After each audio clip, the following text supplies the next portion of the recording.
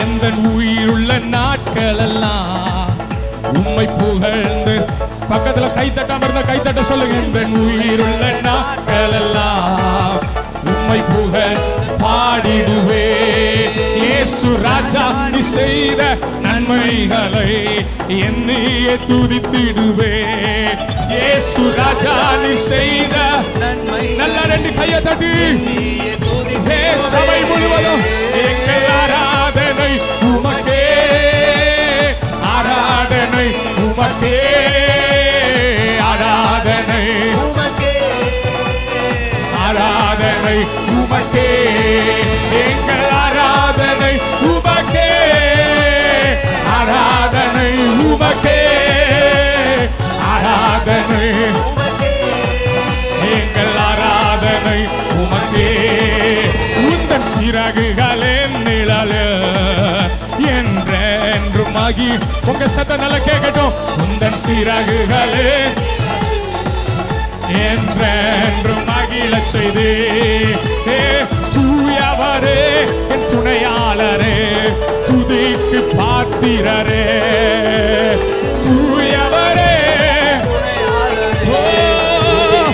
நல்ல ரெண்டு கையை தட்டி சத்தமா ஆராதனை உமக்கே, ஆராதனை உமக்கே, ஆராதனை ஆராதனை உமக்கே, எங்கள் ஆராதனை உமக்கே, ஆராதனை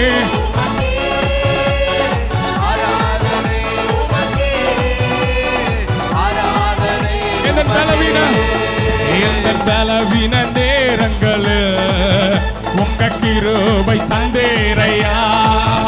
இந்த பலவீன நேரங்களில் உம் கிருபை தந்தேரையா. இயேசு ராஜா என் பலனானே, எதற்கும் பயமில்லையே. இயேசு ராஜா என் பலனானே. முழு சபையும் ரெண்டு கைகளை தட்டி ஆராதன் தமிழ்மண்டல கையை தட்டி இயேசு பாவுக்கு உமக்கே ஆராதனை. We glorify you, Jesus. We magnify you, Lord. We give you the glory. We praise you, Jesus. We lift you, Lord. Oh, we worship Jesus. ஆராதம் கற்பனை நீங்கள கை தட்டி எங்கள் ஆராதனை.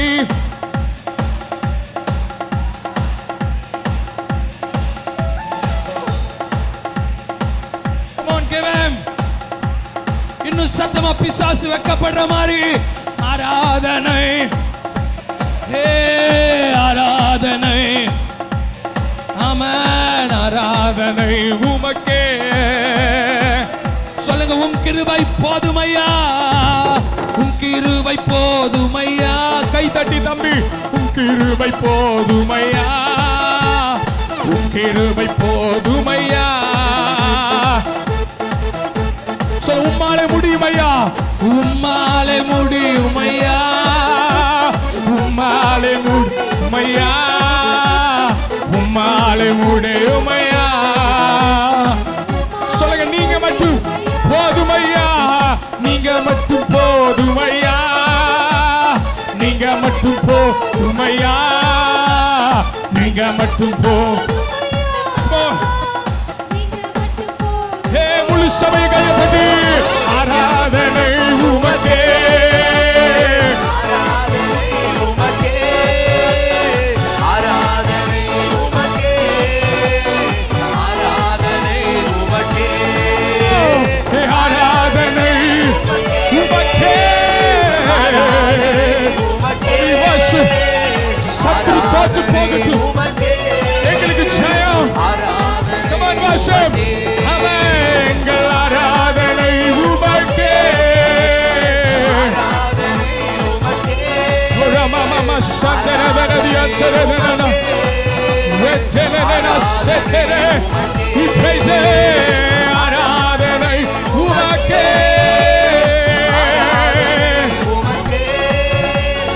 ஆராதனை உமக்கே.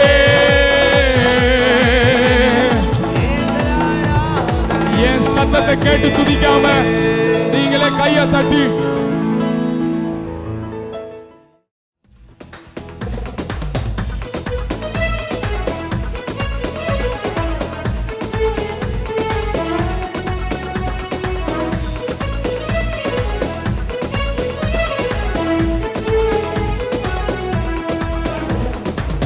எல்ஷடா எந்தன் துணை நீரே என் வாழ்வின் கேடகம்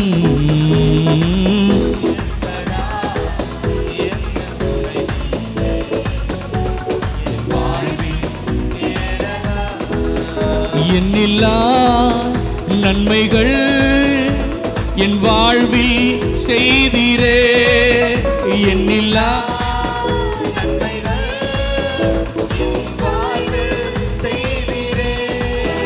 எந்தன் வாழ்வின் பலன் நீரே எந்தன் வாழ்வின் துணை நீரே எந்தன் வாழ்வின்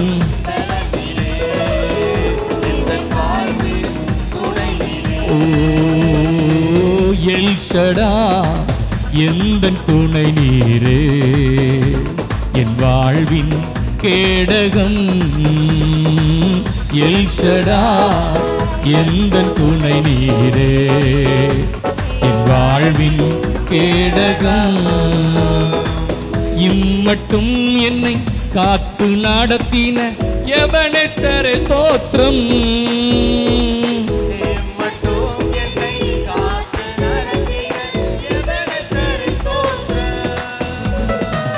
எந்த நாளும் கூட இருக்கும் இம்மானுவேலரே ஸ்தோத்திரம்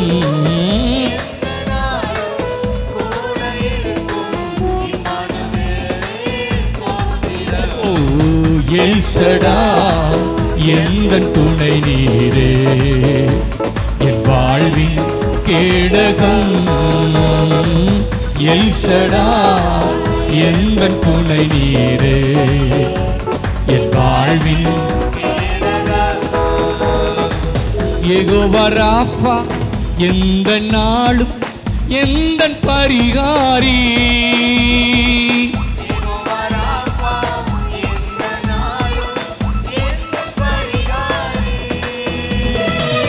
எந்த நாளும் வெற்றி தருவி யெகோவா நிசியே ஸ்தோத்திரம்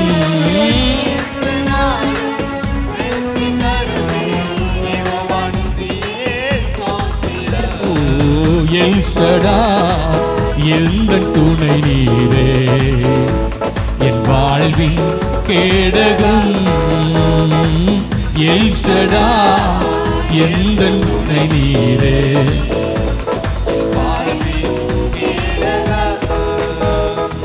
யெகோவா ஈரே எந்தன் தேவைகள் பார்த்து கொள்வீரே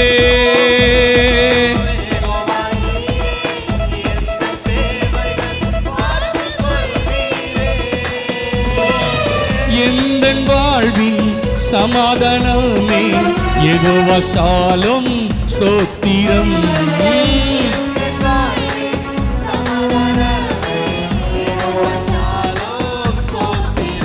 ஓ எல்ஷடா எந்தன் துணை நீரே என் வாழ்வின் கேடகம் எல்ஷடா எந்தன் துணை நீரே என் வாழ்வின் கேடகம் எண்ணில்லா நன்மைகள் என் வாழ்வில் செய்தீரே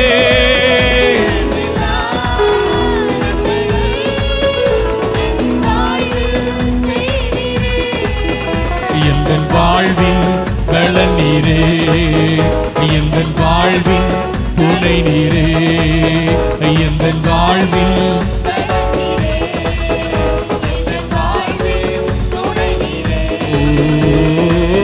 எல்ஷடா எந்தன் துணை நீரே என் வாழ்வின் கேடகம்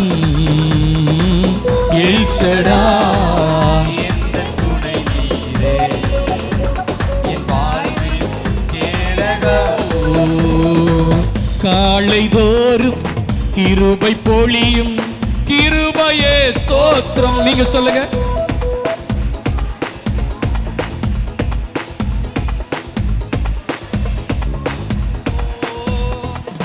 உந்தன் நாமம் எந்தன் இன்பம், உனது செட்டை அடைக்கலம்.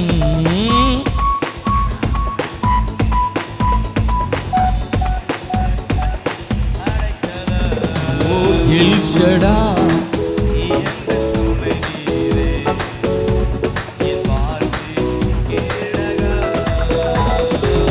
எல் ஷடாய் எந்தன் துணை நீரே, என் வாழ்வின் கேடகம்.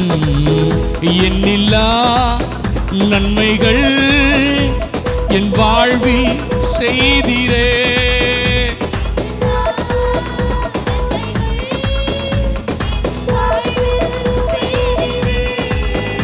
எந்தன் வாழ்வின் பலன் நீரே, எந்தன் வாழ்வின்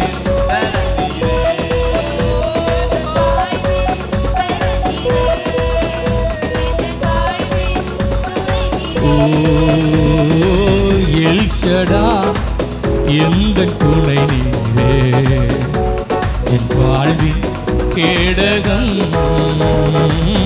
எல் ஷடாய்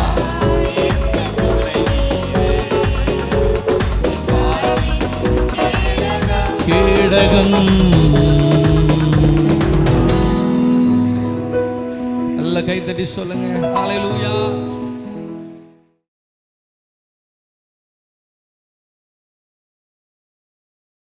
கர்த்தருடைய நாமத்திற்கு மகிமை உண்டாவதாக. இந்த நாளிலும் உங்களோடு கூட கர்த்தருடைய வார்த்தை பேசும்படி தேவன் எனக்கு தந்ததான வாய்ப்புக்காக நான் கர்த்தருக்கு நன்றியுள்ளவனாக இருக்கிறேன். 1 கொரிந்தியர் 3 அதிகாரத்தினுடைய கடைசி வசனத்தை நாம் வாசிக்க கேட்கலாம். 1 Corinthians chapter 3 verse 23. நீங்கள் கிறிஸ்துவினுடையவர்கள், கிறிஸ்து தேவனுடையவர். நீங்கள் கிறிஸ்துவினுடையவர்கள், கிறிஸ்து தேவனுடையவர். Please read in English. 1 Corinthians chapter 3 last verse. You are Christ and Christ is God's. கர்த்தர் ஸ்தோத்திரம். நீங்கள் கிறிஸ்துவினுடையவர்கள், கிறிஸ்து தேவனுடையவர். கர்த்தருடைய நாமத்திற்கு மகிமை உண்டாகட்டும். எத்தனை பேருக்கு விசுவாசம் இருக்கு?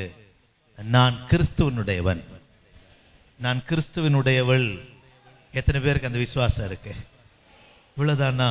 விசுவாசம் தான் கைகளை வைத்து ஒரு அல்லேலூயா சொல்லுவோமே. நீங்கள் கிறிஸ்துவனுடையவர்கள். நாம் கிறிஸ்துவனுடையவர்கள் ஆனால் நமக்குள்ளே இருக்கிற ஆசீர்வாதங்கள் என்ன, நமக்குள்ளே இருக்கிற மேன்மைகள் என்ன என்பதை குறித்து நான் உங்களோடு கூட நான் பேச விரும்புகிறேன். கிறிஸ்து தேவனுடையவர். இயேசு கிறிஸ்து இந்த பூமியிலே 33 ஆண்டுகள் ஜீவித்தார். இந்த 33 ஆண்டுகளிலே ஆண்டவர் சொல்லும்போது, தன்னுடைய ஜீவியத்தை குறித்து சொல்லும்போது சொல்லுகிறார், அவர் என்னை தனியே இருக்க விடவில்லை, அவர் என்னை தனியே இருக்க விடவில்லை. இன்னும் ஆண்டவர் இயேசு சொல்லும் பொழுது விதமாய் சொல்லுகிறார், அவருக்கு பிரியமானவைகளை நான் செய்கிறபடியால் அவர் என்னை தனியே இருக்க விடவில்லை. கர்த்தருக்கு ஸ்தோத்திரம்.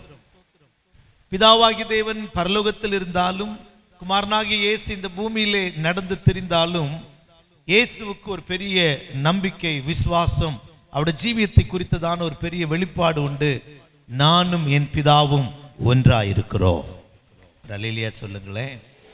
நானும் என் பிதாவும் எப்படி இருக்கிறோம்? அதனால தான் தைரியமாய் சொன்னார், என்னை கண்டவன் என் பிதாவை காண்கிறான். அப்படியானால் இயேசு கிறிஸ்துவை குறித்து நிருபக்காரன் சொல்லும் பொழுது, இந்த கிறிஸ்து இயேசு பிதாவுக்கு சமமானவர். பிலிப்பியர் நிருபத்திலே விதமாய் படிக்கிறோம், Jesus Christ is equal to our father. நம்முடைய இயேசு கிறிஸ்து பிதாவுக்கு சமமாய் இருக்கிறார் என்று பிலிப்பியர் நிருபம் 2 அதிகாரத்திலே நமக்கு படிக்கிறோம். எபிரேயர் நிருபம் 1 அதிகாரத்திலே நாம் வாசிக்கும் பொழுது, எபிரேயர் நிருபம் 1 அதிகாரத்திலே படிக்கும் பொழுது, இவர் அவருடைய மகிமையின் பிரகாசமும் அவருடைய தன்மையின் சொரூபமாயிருக்கிறார்.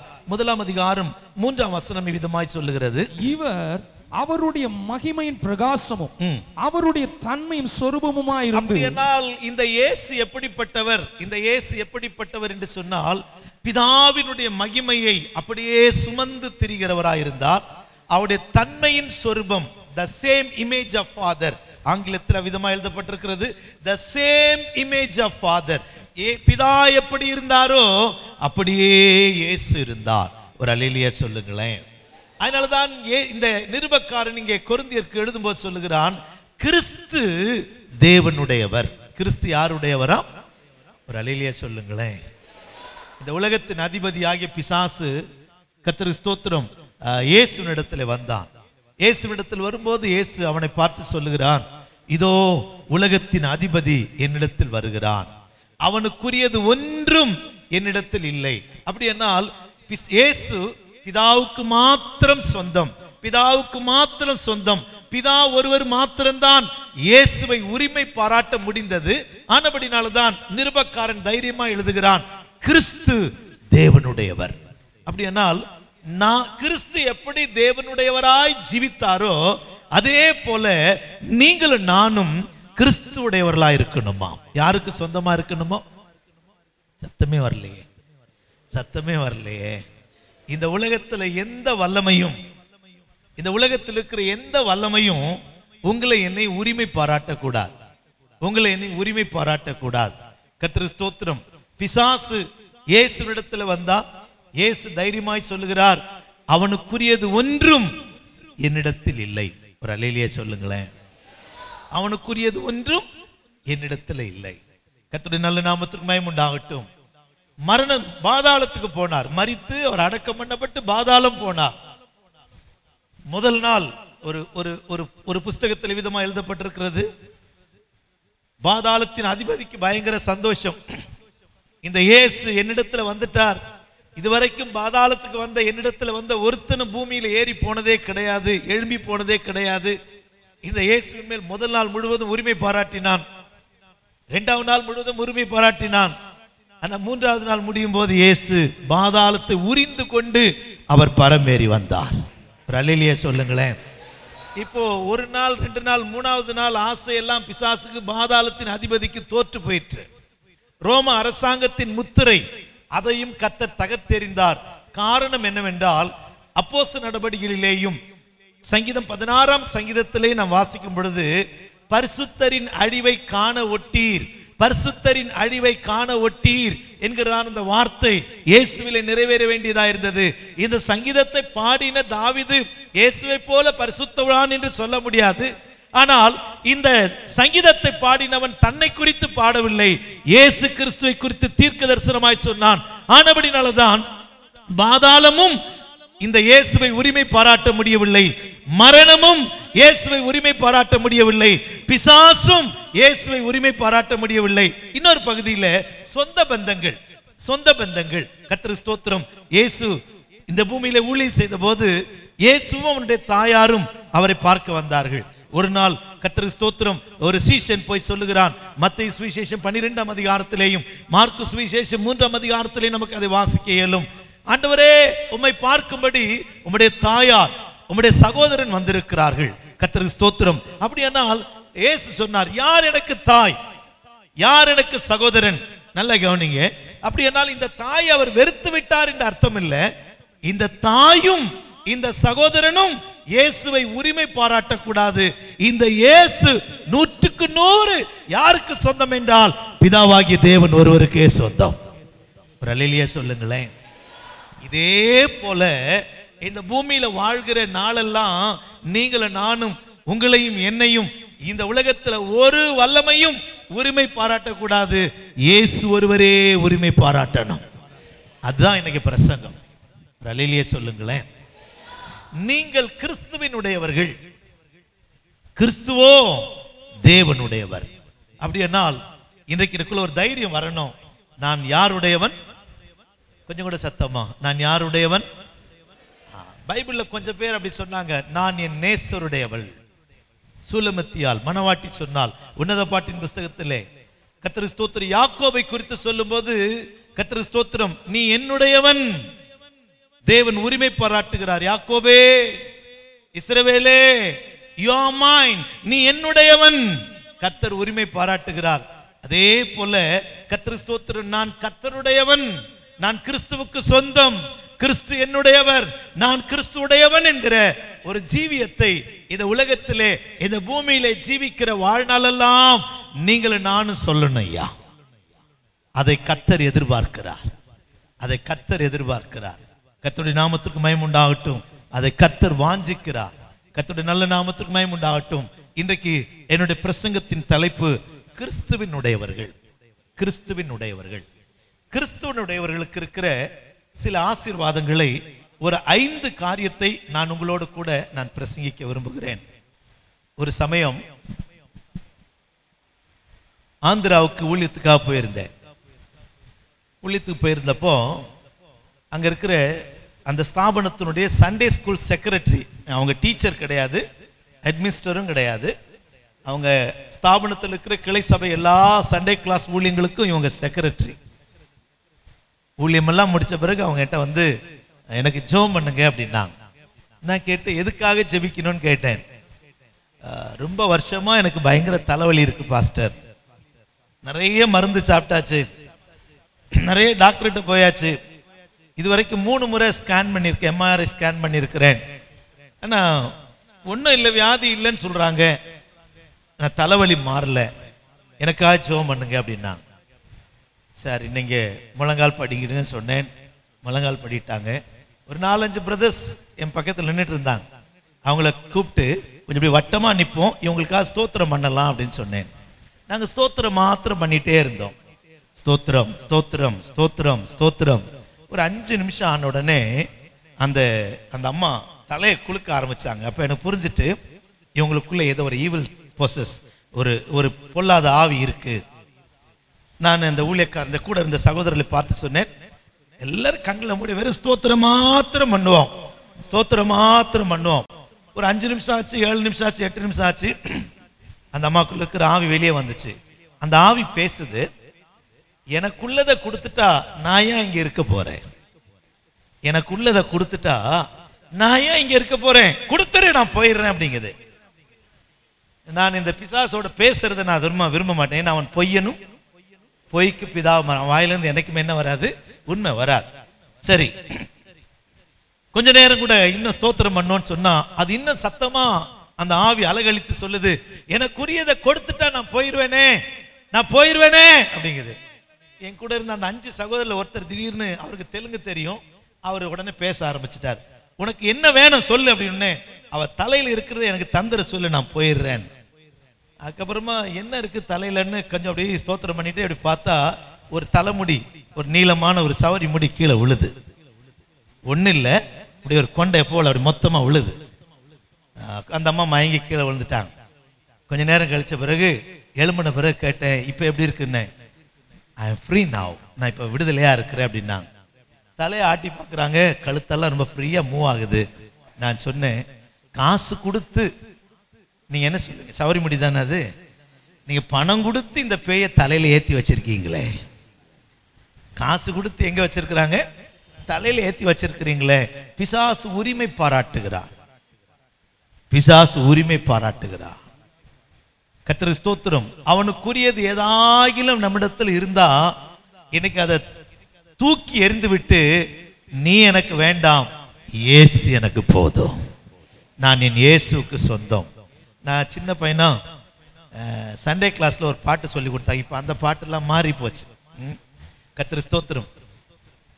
சாத்தானே கொண்டு போ உன் சரக்கு, உன் சரக்கு எனக்கு வேணாம் அப்படிங்கிற மாதிரி ஒரு பாட்டு. கர்த்தருக்கு ஸ்தோத்திரம். ஆனா இன்னைக்கு வந்து எல்லாரும் காசு கொடுத்து வாங்கி என்ன செய்யற, சரக்கு வாங்கி மேல வச்சுக்கிற. சாத்தானுடைய சரக்கெல்லாம் நம்ம வீட்லயும் நமக்குள்ளேயும் தான் இருக்கு. நம்ம அதை அகற்றி போடுவோம். கர்த்தருக்கு ஸ்தோத்திரம். வேண்டாம். காரணம், நான் என் இயேசுவுக்கு சொந்தம், நான் என் இயேசுவினுடையவன். எத்தனை பேர் ஆமென் சொல்ல போறீங்க? அல்லேலூயா, அல்லேலூயா. கிறிஸ்துவினுடையவர்கள், கிறிஸ்துவினுடையவர்கள் முதலாவது கிறிஸ்துவினால் அறியப்பட்டிருப்பார்கள். நம்பர் 1, கிறிஸ்துவினுடையவர்கள் கிறிஸ்துவினால் அறியப்பட்டவர்கள். கர்த்தருக்கு ஸ்தோத்திரம். ஐ நோ மைன். ஆண்டவர் சொல்லும்போது சொல்லுகிறார், என்னுடையவைகளை நான் அறிந்திருக்கிறேன். ஐ நோ மைன், என்னுடையவைகளை நான் அறிந்திருக்கிறேன். நம்பர் 2, கர்த்தருக்கு ஸ்தோத்திரம், கிறிஸ்துவனுடையவர்கள் ஆபிரகாமின் சந்ததியாயிருப்பார்கள். கர்த்தருக்கு ஸ்தோத்திரம். If you are belongs to the Lord Jesus Christ, you called to be a generation of the Abraham. கர்த்தருக்கு ஸ்தோத்திரம். நீ தேவனுடைய சந்ததியாய் மாறுவாய். நம்பர் 3, மூன்றாவது கர்த்தருக்கு ஸ்தோத்திரம், கிறிஸ்துவினுடையவர்கள் மற்றவர்களுக்கு ஆசீர்வாதமாய் இருப்பார்கள். மற்றவர்களுக்கு ஆசீர்வாதமாய் இருப்பார்கள். கர்த்தருக்கு ஸ்தோத்திரம்.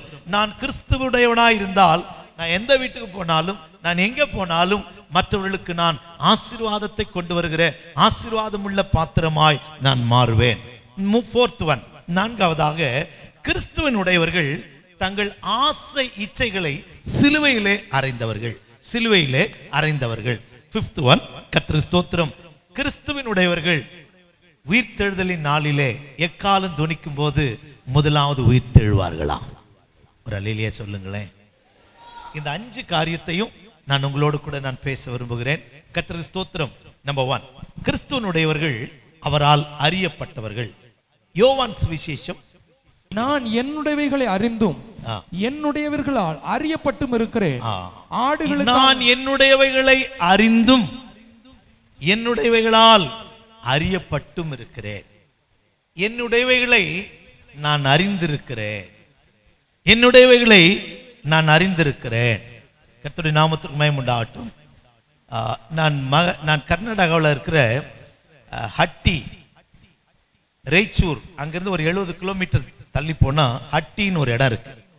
அங்க கோல் மைல்ஸ் நிலக்கரி சுரங்கம் இருக்கு. கோலார்லயும் இருக்கு, ஹட்டிலையும் இருக்கு. அந்த கோல் மைல்ஸ்ல வேலை பார்க்குற ஒரு அது உயர் அதிகாரியா இருக்கிற ஒரு சகோதரி, ஒரு பாஸ்டருடைய மனைவி, அங்கே ஊழியம் செய்யும்படி நான் போயிருந்தேன். அப்போ சொன்னாங்க, பாஸ்டர் உங்களுக்கு இந்த கோல் மைல்ஸ் கீழே பூமிக்கு அடியில் போனோன்னா வரீங்களா, நான் உங்களை அனுப்புகிறேன், போயிட்டு வரீங்களா, அந்த சுரங்கம் எப்படி இருக்குன்னு பார்க்குறீங்களான்னு கேட்டாங்க. எனக்கு ஒரு ஆசை தான், மேலெல்லாம் பறந்துருக்குறோம், கீழே இன்னும் போனதில்லை, போய் பார்க்கலான்னு ஒரு ஆசையில் அந்த ஆஃபீஸ்க்கு போனேன். எல்லாரும் அப்போ தான் அவங்க டியூட்டி முடித்து மேலே ஏறி வராங்க, சுரங்கத்தின் ஆழத்திலிருந்து வராங்க. எல்லாரும் பார்த்தா தலையில் ஒரு லைட்டு கட்டிகிட்டு இருக்கிறாங்க. சட்டை கிடையாது, எல்லாரும் ஆஃப் பேண்ட் போட்டிருக்கிறாங்க. எல்லாம் அப்படியே கரு கரு கருகருன்னு என்னை விட நான் ரொம்ப சந்தோஷம், நம்ம பரவாயில்ல போல இருக்கியா கலர் அப்படின்னு. எல்லாம் என்னோட கருப்பாக இருக்கிறாங்க. அப்போ ஒரு சின்ன பையன் என் கூட பக்கத்தில் நிற்கிறான். அவன் அவங்க அப்பாவை தேடி வந்திருக்கிறான். எல்லாரும் பார்த்தா ஒரே மாதிரி இருக்கிறாங்க கலர்லாம். அந்த பையன், எங்க அப்பா வேலைக்கு 2 நாள் ஆச்சு, எங்க அப்பா வீட்டுக்கு வரல, எங்க அப்பாவை நான் பார்க்க வந்திருக்கிறேன் அப்படின்னா. எல்லாரும் ஒரே கருப்பா கருகருன்னு இருக்கிறாங்க. எல்லாரும் நிலக்கரியில உருண்டு எழும்பி வந்துட்டு இருக்கிறாங்க. எப்படிடா உங்க அப்பாவை அடையாளம் கண்டுபிடிப்பேன்னு கேட்டேன். அதுக்கு அந்த பையன் சொன்னா, எனக்கு எங்க அப்பாவை அடையாளம் கண்டுபிடிக்க முடியலனாலும் எங்க அப்பா எனக்கு தெரியும்ல, எங்க அப்பா என்ன அடையாளம் கண்டுபிடிப்பாங்கல்ல. ஒரு அல்லேலூயா சொல்லுங்களேன். எத்தனை பேருக்கும் புரியல? நிறைய பேர் புரியல. ஒருவேளை நீங்களும் நானும் தகப்பன் யார் என்று அடையாளம் தெரியாம நம்ம திகைத்தாலும், இது எங்க அப்பான்னு சொல்லி ஐடென்டிஃபை பண்ண முடியாம இருந்தாலும், அப்பாவுக்கு தெரியல நாம யாருன்னு. எத்தனை பேர் விசுவாசிக்கிறீங்க? எத்தனை பேர் விசுவாசிக்கிறீங்க? அதை தான் நீங்க இங்கே சொல்லுகிறார், என்னுடையவைகளை நான் அறிந்தும் என்னுடையவைகளால் நான் அறியப்பட்டும் இருக்கிறேன். நான் கிறிஸ்துவனுடையவனானால் என்னுடையவைகளை என்னை கர்த்தர் நன்றாய் அறிந்திருக்கிறார். என்னை என் இயேசு நன்றாய் அறிந்திருக்கிறார். எத்தனை பேருக்கு விசுவாசம் வருது? சில நேரங்கள் ஒரு பெரிய கேள்வி எழும்புகிறது, நான் இவ்வளோ பாடுகளின் வழியாய் போகிறேனே, இவ்வளோ உபத்திரவத்தின் வழியாய் போகிறேனே, இவ்வளவாய் நெருக்கங்கள் எனக்கு வருகிறதே, நான் நேசித்த எல்லாரும் என்னை கைவிட்டு விட்டார்களே, ஏன் ஆண்டவர் மௌனமா இருக்கிறார்? ஏன் ஆண்டவர் அமைதியா இருக்கிறார்? என்னை குறித்து தேவனுக்கு தெரியாதா? தேவனுடைய பிள்ளையே, நீ கிறிஸ்துவனுடையவனானால், நீ கிறிஸ்துவுக்கு சொந்தமானால், கிறிஸ்துவனுடைய கர்த்தருக்கு ஸ்தோத்திரம் சொந்தமா இருந்தால், ஆண்டவர் உன்னை குறித்து எல்லாம் அவருக்கு தெரியும். என்னெல்லாம் தெரியும் தெரியுமா? வாசிக்கலாமா? கர்த்தருக்கு ஸ்தோத்திரம். 142ஆம் சங்கீதம் 3வது வசனத்திலே சங்கீதக்காரன் விதமாய் சொல்லுகிறான். 142ஆம் சங்கீதம் 3வது வசனம். என் ஆவி என்னில் தியங்கும் போது நீர் என் பாதையை அறிந்திருக்கிறீர். என் பாதையை அறிந்திருக்கிறீர். நான் நடக்கிற வழியில் மறைவாக எனக்கு கண்ணி வைத்தார்கள். முதலாவது இங்கே சங்கீதக்காரன் சொல்லுகிறான், you know my path, என்னுடைய பாதையை நீர் அறிந்திருக்கிறீர், என்னுடைய பாதைகள் உமக்கு தெரியும். நான் இப்போ சொல்லுகிறேன், நீங்களும் நானும் கிறிஸ்துவனுடையவர்களானால், நீங்களும் நானும் கிறிஸ்துவுக்கு சொந்தமானால், நீங்க போகிற பாதை எல்லாம் கர்த்தருக்கு தெரியும் ஐயா. எத்தனை பேர் ஆமேன்னு சொல்ல போறீங்க? உன்னுடைய கண்ணீர் அவருக்கு தெரியும், இந்த வேதனை அவருக்கு தெரியும், உன்னுடைய வருத்தம் அவருக்கு தெரியும், நீ சகிக்கிற வேதனைகள், உன்னை எல்லாரும் கைவிட்டது என் தேவனுக்கு தெரியும். நீ பயப்படாதே, நீ கிறிஸ்துவனுடையவன், நீ கிறிஸ்துவனுடையவன். சில நேரங்களில் நான் யோசிப்பேன், நம்மகிட்ட ஆசீர்வாதங்கள் இருக்கும்போது நிறைய பேர் நம்மை தேடி வருவாங்க. ஆசீர்வாதங்கள் குறைபடும் போது நம்மை விட்டு அநேகர் ஓடி போயிடுவாங்க. நான் அப்ப யோசிப்பேன், என்ன தெரியுமா, ஏன் ஆசீர்வாதத்தை கர்த்தர் குறைக்கிறார் அப்படின்னா, உன்னை சுற்றி இருக்கிறவர்கள் எப்படிப்பட்டவர் என்பதை நீயும் நானும் அறியணும். என்னை சுற்றி இருக்கிறவர்கள், என்னை நெருங்கி நிற்கிறவங்க எப்படிப்பட்டவங்க? ஆபத்திலே கை கொடுக்கிறவங்களா, ஆபத்தை கண்டு விலகி ஓடுறவங்களா? இதை நீங்களும் நானும் புரிந்து கொள்வதற்காக தான் கர்த்தர் நம்மை ஒரு தாழ்வறையில, கர்த்தர் ஸ்தோத்திரம், ஒரு சிறுமையின் பாதையில, ஒரு குறைவுபட்ட நிலவரத்துல சில வேளைகளை கர்த்தர் நம்மை நடத்துறார். எத்தனை பேர் ஆமென் சொல்ல போறீங்க? கர்த்தர் ஸ்தோத்திரம்.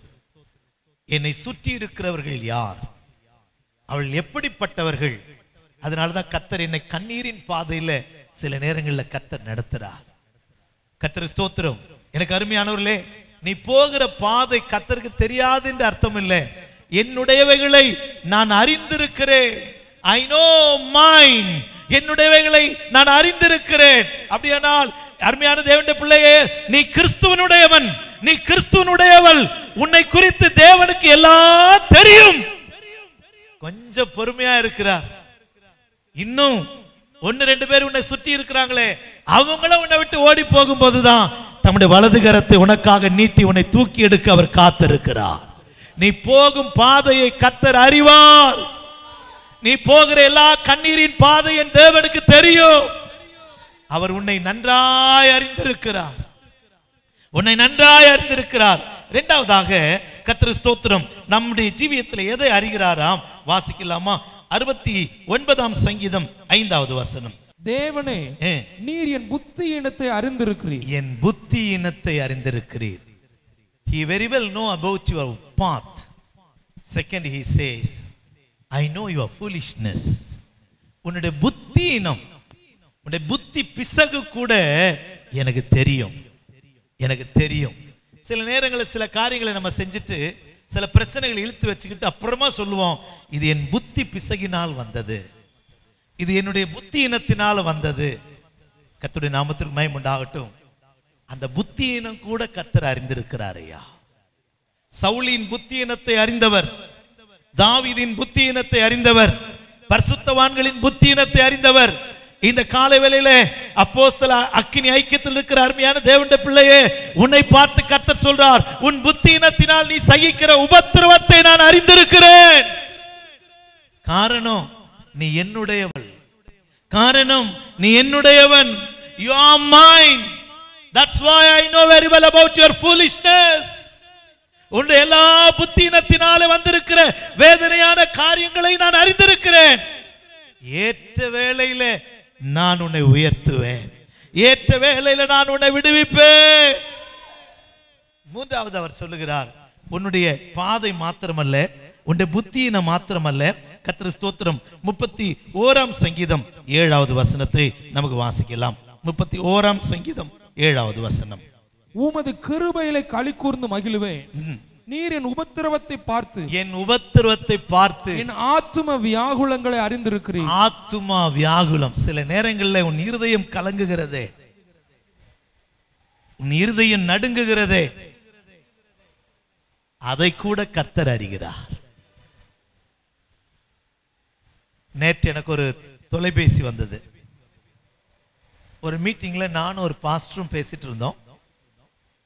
அவருக்கு இந்த பைத்தியமா இருக்கிறவங்களுக்கெல்லாம் ஜெபம் பண்ண விடுதலை கிடைக்கிற ஒரு கிருபை உண்டு. இந்த கிருபை நிமித்தம் பெரிய பெரிய பணக்காரங்க, ஆனா ரட்சிப்புல ஜனங்களை நடத்தல, அவங்களுக்கு விடுதலை வாங்கி தந்தார்.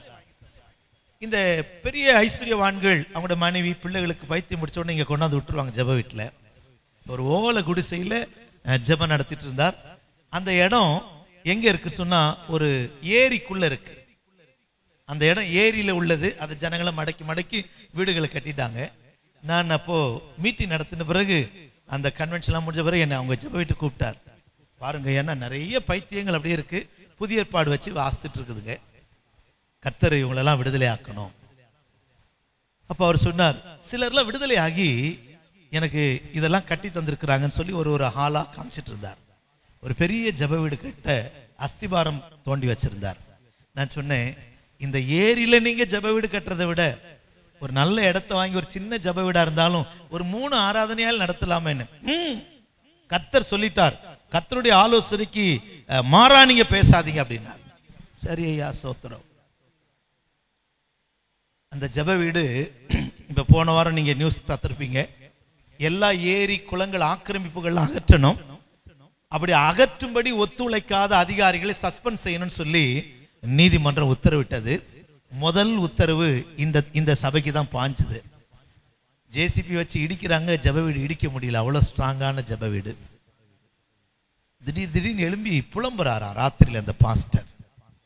இடிக்கிற வந்த அதிகாரிகள் சொல்றாங்களாம், ஆண்டவர் சொன்னார் ஏரியில கட்டி வச்சாக்கா என்னையா இது அர்த்தம்? பயப்படுகிறேன். எல்லாம் ஆண்டவர் சொன்னார்ன்ட்டு கடைசியில் உன் ஆத்மா வியாகுலப்படக்கூடாது. கர்த்தருடைய சத்தமா பிசாசின் சத்தமா தெளிவாய் சிந்திங்க. கர்த்தருக்கு ஸ்தோத்திரம். இப்போ அந்த பாஸ்டரால தூங்க முடியல. ராத்திரி எழும்பி பித்தம் கொண்டவனை போல, பைத்தியம் பிடிச்சவனை போல அப்படி சுத்துறார். என்கிட்ட சொன்னாங்க, அவருக்கா ஜெபிக்கிறேன். நான் நிச்சயமா ஜெபிக்கிறேன், அவரை நான் தூற்ற மாட்டேன், ஜெபிக்கிறேன். ஆனாலும் இந்த ஜெப வீடு போயிட்டு ஆத்துமாக்கள்லாம் இப்ப கேள்வி கேட்கிறாங்க. ஆண்டவர் சொன்னார் தானே பாஸ்டர் சொன்னீங்க? நம்ம ஆட்கள் சமயம் பார்த்துட்டே இருக்கிறான், எப்படா அம்பெல்லாம் எய்யலான். ஏன்னா பாஸ்டர்மார்களுக்கு ஒரு சான்ஸ், மைக்கை பிடிச்சிட்டா மைக்கு பிடிச்சோன்னே விசுவாசிகளை திட்டலாம். விசுவாசிங்க பாஸ்டர் திட்ட முடியுமா? பேச மாட்டீங்களே. ஆனா நீங்களும் ஒரு தருணம் பார்த்துட்டே இருக்கிறீங்க, எப்படா பாஸ்டருக்கு ஒரு தருணம் வரும். என் கூட ஒருத்தர் ஊழியம் செய்துட்டு இருந்தார். திடீர்னு ஒரு சின்ன ஆக்சிடென்ட்ல இந்த எலும்பு வந்து கிராக் ஆயிட்டு. நல்ல ஜெபிக்கிற வீரர் அவரு. ஒரு விசுவாசி பார்க்க வந்தார். கொஞ்சம் ஹார்லிக்ஸ் ஃப்ரூட்ஸ் எல்லாம் வாங்கிட்டு வந்துட்டு, பாஸ்டர் நீங்க பரிசுத்தவான், ஆனா நீங்க நீதிமான் இல்ல பாஸ்டர் அப்படின்னார். ஏயா? நீதிமான்களின் எலும்புகள் ஒன்றாகில் என்ன செய்யப்படுவதில்லை, முறிக்கப்படுவதில்லை. நீங்க பரிசுத்தவான் நான் ஏத்துக்கிடுறேன், ஆனா நீங்க யார் இல்ல? சத்தமா சொல்லுங்க. நான் அவரை பார்க்கறதுக்கு நானும் அந்த நேரம் போயிருக்கிறேன். இந்த விசுவாசி அருமையா அந்த ஊழியக்காரனுக்கு பிரசங்கம் பண்றார். நான் யோசிச்சுட்டேன், எவ்வளவு நாள் காத்திருந்தீங்களோ தெரியல பிரதர், தருணம் கிடைச்ச உடனே என்ன செய்றீங்க, ஈட்டியத்து குத்திட்டீங்களே. ஆமா, சிலர்லாம் காத்துக்கிட்டு இருக்கிறாங்க ஊழியக்காரனை குத்துறதுக்காக. கர்த்தருக்கு ஸ்தோத்திரம். எனக்கு அருமையானவர்களே, இருதய வியாகுலம். இப்ப அவரால் தூங்க முடியல, இருதயம் நடுங்குது. சில பிரச்சனைகள் நிமித்தம் உன்னுடைய நடுக்கங்களை தேவன் அறிகிறார். உடைய இருதயம் குலுங்குகிறதை தேவன் அறிகிறார். உடைய ஆத்துமா அசைகிறதை தேவன் அறிகிறார். கர்த்தர் சொல்றார், நீ என்னுடையவன், நீ என்னுடையவள், ஆனபடினாலே நான் உன்னை நன்றாய் அறிந்திருக்கிறேன். உன்னுடைய இருதயத்தின் வியாகுலத்தை கூட நான் அறிந்திருக்கிறேன். உன்னுடைய புத்தியினத்தை நான் அறிந்திருக்கிறேன். இன்னொரு காரியத்தை கூட ஆண்டவர் சொல்றார், வாசிக்கலாமா? 69ஆம் சங்கீதத்தினுடைய 19வது வசனம். என் நிந்தையையும் என் வெட்கத்தையும் அவமானத்தையும் அறிந்திருக்கிறீர். போது. கர்த்தர் ஸ்தோத்திரம். எனக்கு ஆண்டவர் சொல்றார், நீ போய் கொண்டிருக்கிற வெட்கத்தின் பாதை, நீ அவமானப்பட்டதை, கர்த்தர் ஸ்தோத்திரம், நிந்தை, நீ சகித்த நிந்தை எல்லாவற்றையும் நான் அறிந்திருக்கிறேன். உன் சத்துருக்களுக்கு முன்பாக நீ நிந்திக்கப்பட்டதையும் நீ அவமானப்பட்டதையும், கர்த்தர் ஸ்தோத்திரம், உன்னுடைய வெட்கத்தை நான் அறிந்திருக்கிறேன். காரணம் என்ன தெரியுமா? நீ என்னுடையவன். என்னுடையவைகள் என்னால் அறியப்பட்டிருக்கிறது, என்னுடையவைகளை நான் அறிந்திருக்கிறேன். இன்றைக்கு கர்த்தருக்கு ஸ்தோத்திரம், நீ கிறிஸ்துவனுடையவன். உன்னுடைய பாடுகளை, உன்னுடைய வேதனைகளை, உன்னுடைய கண்ணீரை, உன்னுடைய உபத்திரவத்தை, உன் நிந்தையை, உன் புத்தியினத்தை, நீ போய் கொண்டிருக்கிற பாதையை கர்த்தர் நன்றாய் அறிந்திருக்கிறார். பயப்படாதே. இவைகளெல்லாம் பார்த்துக்கிட்டு இருக்கிற தேவன் உன்னை வெட்கத்துக்கு விட மாட்டார். சீக்கிரத்திலே அவர் உனக்காய் தம்முடைய கரத்தை நீட்ட போகிறார். உனக்காக தம்முடைய தூதனை அனுப்ப போகிறார். ஓ, உன்னை சூழ்ந்திருக்கிற எல்லா இக்கட்டுக்கும் இன்றைக்கு கர்த்தர் உன்னை தூதனை அனுப்பி உன்னை விடுவிக்க அவர் ஆசையா இருக்கிறார். காரணம் என்ன தெரியுமா? நீ இயேசுவுக்கு சொந்தம், நான் இயேசுவுக்கு சொந்தம், நாம் இயேசுவுக்கு சொந்தம். விசுவாசிக்கிறவர் கரங்களை தட்டி ஆண்டவரை மகிமைப்படுத்தலாமா?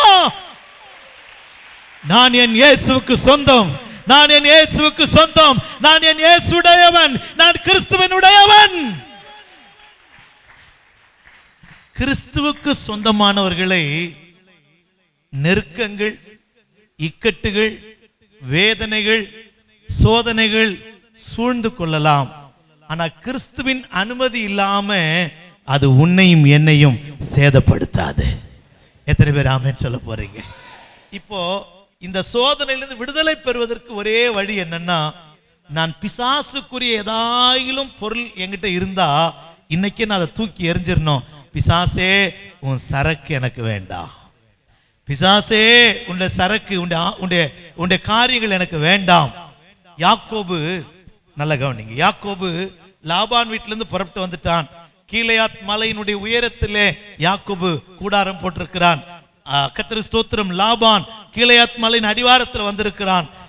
அடுத்த நாள் காலையில லாபான் யாக்கோபை சந்திக்க போகிறான். அவனை கொன்று போடுவேன், அவனை நான் கொன்று போடுவேன். கங்கணம் கட்டிட்டு வர அன்னைக்கு ராத்திரி ஆண்டவர் பேசுறார், என் தாசனாகிய யாக்கோபுக்கு நன்மையே அல்லாமல் தீமை ஒன்று பேசக்கூடாது. அடுத்த நாள் சந்திக்கும் போது, நீ என்னுடைய தெய்வத்தை திருடி கொண்டு வந்தது என்ன, களவாய் கொண்டு வந்தது என்ன? யாக்கோபுக்கு ஒரு சுத்த மனசாட்சி உண்டு. அவன் சொல்றான், யாரிடத்துல உன் தெய்வத்தை கண்டுபிடிக்கிறியோ அவன் கொலை செய்யப்பட கடவன். லாபானும் அவனுடைய பிள்ளைகளும் போய் கூடாரங்களை தடவி பார்த்தார்கள். அந்த தெய்வத்தை கண்டுபிடிக்க முடியல. ஆனா தெய்வம் எங்க இருந்துச்சுன்னு உங்களுக்கு எனக்கு தெரியும், லாபானுக்கு தெரியாது. உண்மைதானா? உங்களுக்கு எனக்கு தெரியும், யாருக்கு தெரியல? அவன் யாக்கோபு கேட்கிறான், கூடாரத்தை தடவி பார்த்தீரே, என்னத்தை கண்டீர், அதை எனக்கு சொல்லும். யாக்கோபுக்கு சுத்த மனசாட்சி உண்டு. இன்னைக்கு உங்களுக்கு எனக்கு ஒரு சுத்த மனசாட்சி. இயேசுனுடையதல்லாம வேற யாருடையது என்னிடத்துல இல்ல. இயேசுனுடையது மட்டும்தான் என் கையில் இருக்கு. கர்த்தருக்கு ஸ்தோத்திரம். நான் சிபிஎம்ல ஊழியம் செய்யும் போது கல்கட்டாவில இருந்து சென்னைக்கு ஒரு கன்வென்ஷனுக்கு வந்திருந்தேன். இப்போ ஆவடி பஸ் ஸ்டாண்ட்ல என் அக்கா அங்க வேலை பார்த்துட்டு இருந்தா, ஸ்கூல்ல டீச்சரா. நான் இப்படி ஒரு ஜிப்பா வெஸ்ட் போட்டுட்டு ஒரு எக்கோலெக் சூட் கேஸ் அப்படி வச்சு நின்றுட்டு இருந்தேன். கீழே வச்சுட்டு பஸ்ஸுக்காக காத்துட்டு இருந்தேன். திடீர்னு ஒரு ஆள் வந்தார், நல்ல ட்ரிம்மா ஃபேன் ஷர்ட்லாம் போட்டு இந்த மாதிரியே ஒரு பெட்டி வச்சிருந்தார். கொஞ்ச நேரம் என்னோட பேசினார். நான் நல்ல மனுஷன் சொல்லிட்டு பேசிட்டு இருந்தேன். பேசின உடனே எப்படி என் பெட்டி அவர்கிட்ட போச்சு, அவர் பெட்டி என்கிட்ட வந்துச்சு எனக்கு தெரியல, பெட்டி மாறிட்டு. இப்போ இன்னொரு ஆள் ஓடி வரான், சார் இது ஏன் பெட்டி சார் அப்படிங்கிறான். ஆனா இப்ப அவன் சொல்றது உண்மை, அவருடைய பெட்டி என்கிட்ட இருக்கு. அப்ப ஏன் பெட்டி எங்க, நீங்க யார்கிட்ட விட்டீங்களே எனக்கு என்ன தெரியும். கடைசியில போலீஸ் ஸ்டேஷன் போவோம், வாங்க போலாம். அங்க போனா பெட்டியை திறக்கிறதுக்கு முன்னாடி கேட்குறாங்க, இந்த பெட்டி உங்களுடையதுன்னா இதுக்குள்ள என்னெல்லாம் இருக்குன்னு சொல்லுங்க அப்படிங்கிறாங்க. நான் சொன்னேன், நான் உடுத்தி இருக்கிற மாதிரி ஒரு ஜிப்பாவும் வேஷ்டியும் ஒரு பனியனும், இது மாதிரி ஒரு 4 பட்டன் இருக்கும், ஒரு பைபிள் இருக்கு, காசு பணம் எவ்வளவு இருக்கு சொல்லுங்க. அதெல்லாம் ஒன்றும் இல்லை, அதுல இவ்வளவுதான் இருக்கு, இன்னும் போனா ஒரு சேவிங் கிட் ஒன்று இருக்கு அதுல அப்படின்னு. அவன் பார்க்குறான், ஏற்கனவே என் பெட்டி ஸ்டேஷனுக்கு வந்துட்டு இருக்குது, எப்படி வந்துச்சுன்னு தெரியல. இதுவா அவங்க பெட்டின்னு சொல்றாங்க. சார் அவங்க பெட்டின்னு சொல்றாங்க இல்லையா, அவங்க நம்பரை போட்டு திறக்க சொல்லுங்க.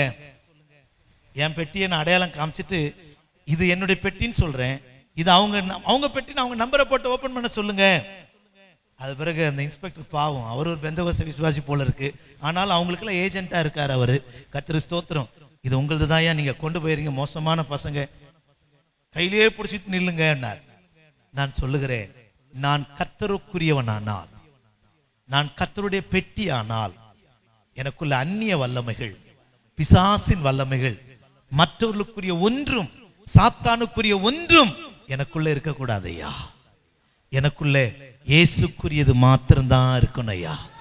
அப்பதான் கர்த்தர் சொல்வார், இட்ஸ் மைன், இது என்னுடையது, இது என்னுடையது, இது என்னுடையது. நமக்கும் தைரியம் இருக்கும், நான் கிறிஸ்துவுக்குரியவன்.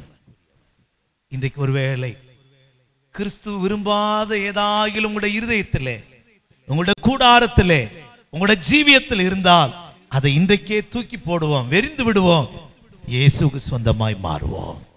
அல்லேலூயா, அல்லேலூயா. இரண்டாவதாக, இந்த இயேசுக்கு யார் சொந்தம்? 1-2 வசனங்களை நான் சொல்லுகிறேன். ரோமர் 8ஆம் அதிகாரம் 9வது வசனம். ரோமர் 8ஆம் அதிகாரம் 9வது வசனம். தேவனுடைய ஆவி உங்களில் வாசமாயிருந்தால் நீங்கள் மாம்சத்துக்கு உட்பட்டவர்களாய் இராமல் ஆவிக்கு உட்பட்டவர்களாய் இருப்பீர்கள். கிறிஸ்துவின் ஆவி இல்லாதவன், நல்லா கவனிச்சுக்கிடுங்க, உங்க பைபிள்ல அதை கோட் பண்ணி வச்சுக்கிடுங்க. கிறிஸ்துவின் ஆவி இல்லாதவன் அவருடையவன் அல்ல. Dear brother, dear sister, which kind of spirit we have? எப்படிப்பட்ட ஆவி நமக்குள்ளே இருக்கிறது? We have a spirit of Christ or spirit of devil? உங்களுக்குள்ளே எனக்குள்ளே கிறிஸ்துவின் ஆவி இருக்கா, இல்லாவிட்டால் பிசாசின் ஆவி இருக்கா? நம்ம ஏமாந்துடக்கூடாது. இயேசுநாதர் கூடவே ஜனங்க போயிட்டு இருந்தாங்க, சீஷர்கள். திடீர்னு அவங்கள பார்த்து ஒரு நாள் இயேசு கேட்டார், நீங்க என்ன ஆவி உடையவர்கள் என்று அறியீர்களா? உங்களுக்குள்ள என்ன ஆவி இருக்குன்னு தெரியுமா? லூக்கா 9ஆம் அதிகாரத்தில் இயேசு கேட்டார், உங்களுக்குள்ள என்ன ஆவி இருக்குன்னு தெரியுமா?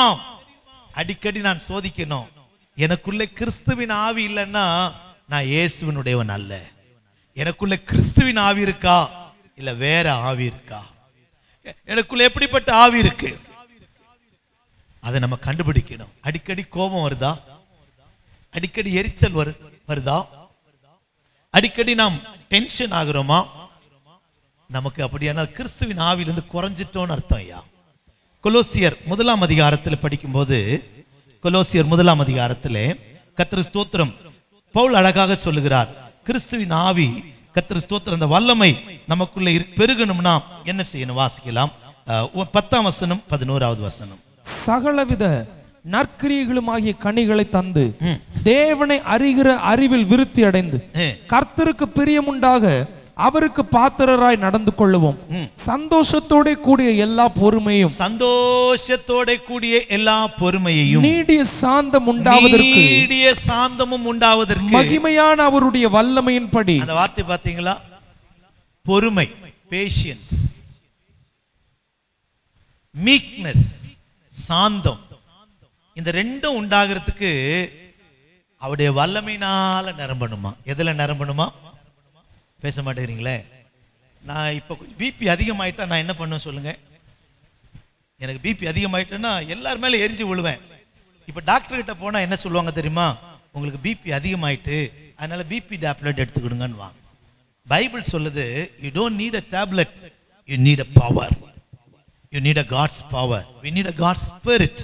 நமக்குள்ள இந்த பிபி குறைஞ்சி சாந்த குணம், நீடிய சாந்தம், லாங் சஃபரிங், எல்லா பொறுமை, பேஷியன்ஸ், இந்த பொறுமையும் இந்த சாந்தமும் உண்டாகிறதுக்கு அவருடைய வல்லமையில பலப்படணுமா?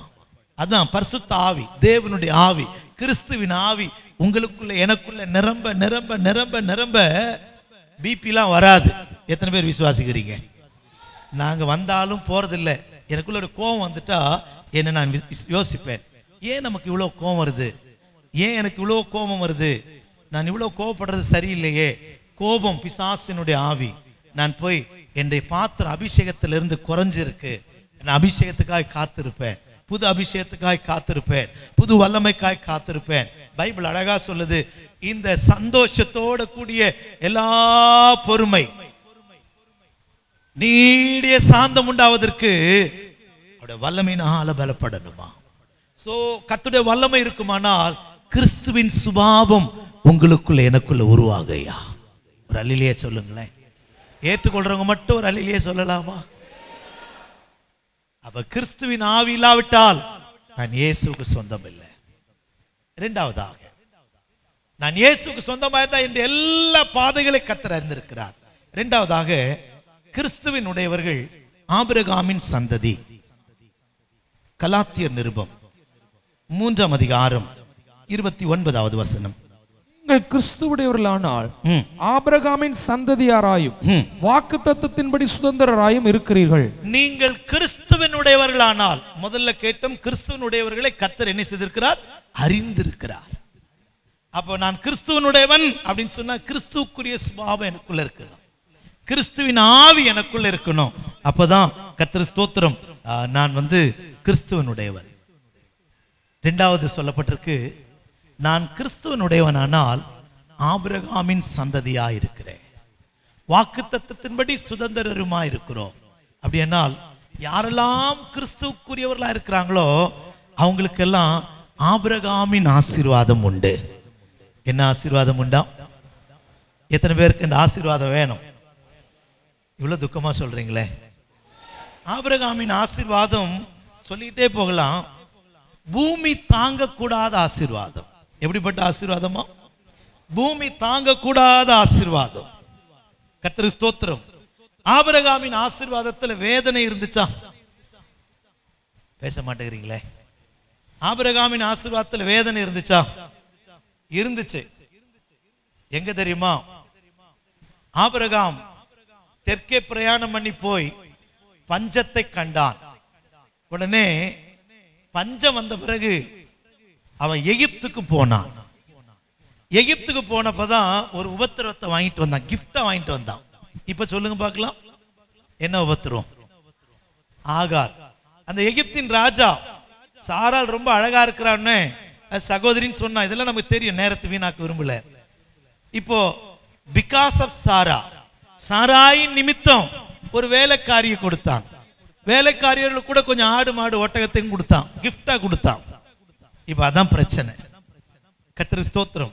அவளுடைய சந்ததி, அவளிலே பிறந்த அந்த சந்ததி, கர்த்தருக்கு ஸ்தோத்திரம், இஸ்மவேல், அதுதான் இப்ப தொந்தரவு. கர்த்தருக்கு ஸ்தோத்திரம். நல்லா யோசிங்க. அதனால எங்கெல்லாம் கிஃப்ட் கிடைக்குது நினைச்சா வாங்கிறாதீங்க. அதோட கூட என்ன வந்துடும் இப்போ? சொல்லுங்க, உபத்திரமும் வந்துடும். அதனால ஆபிரகாமின் ஆசீர்வாதம் 13ஆம் அதிகாரம் வரைக்கும் படிக்கும் போது, 12ஆம் அதிகாரம் படிக்கும் போது கர்த்தர் வாக்கு தத்தங்களை கொடுக்கிறார்.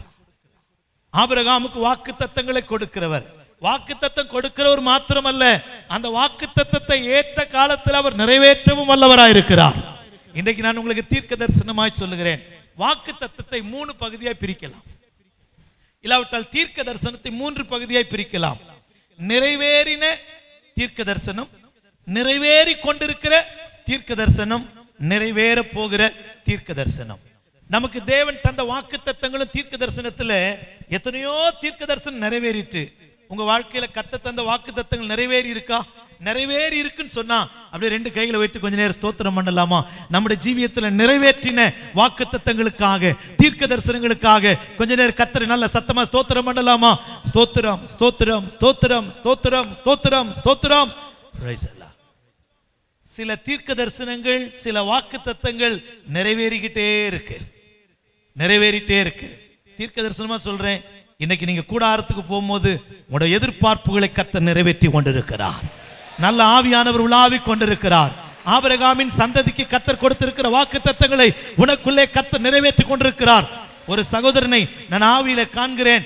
இந்த ஆராதனைக்கு போனாலாகிலும், இந்த ஆராதனைக்கு போனாலாகிலும் எனக்கு என் ஜீவியத்தில் மாறுதல் வருமா, என் பிரச்சனை தீருமா, எனக்கு ஒரு நன்மை உண்டாகுமா என்று சொல்லி கேள்விக்கறியோடு கூட உட்கார்ந்திருக்கிற சகோதரா, உன்னை பார்த்து கர்த்தருடைய ஆவியானவர் தீர்க்க தரிசனமாய் சொல்லுகிறார், உன்னுடைய எதிர்பார்ப்புகள் நிறைவேறி விட்டன, உன்னுடைய எதிர்பார்ப்புகள் நிறைவேறி விட்டன. உனக்காக கர்த்தர் கரத்தை நீட்டி இருக்கிறார். ஓ, நீ உனக்கு விரோதமாய் எழும்பி நின்ற சத்துரு மாண்டு போனான்.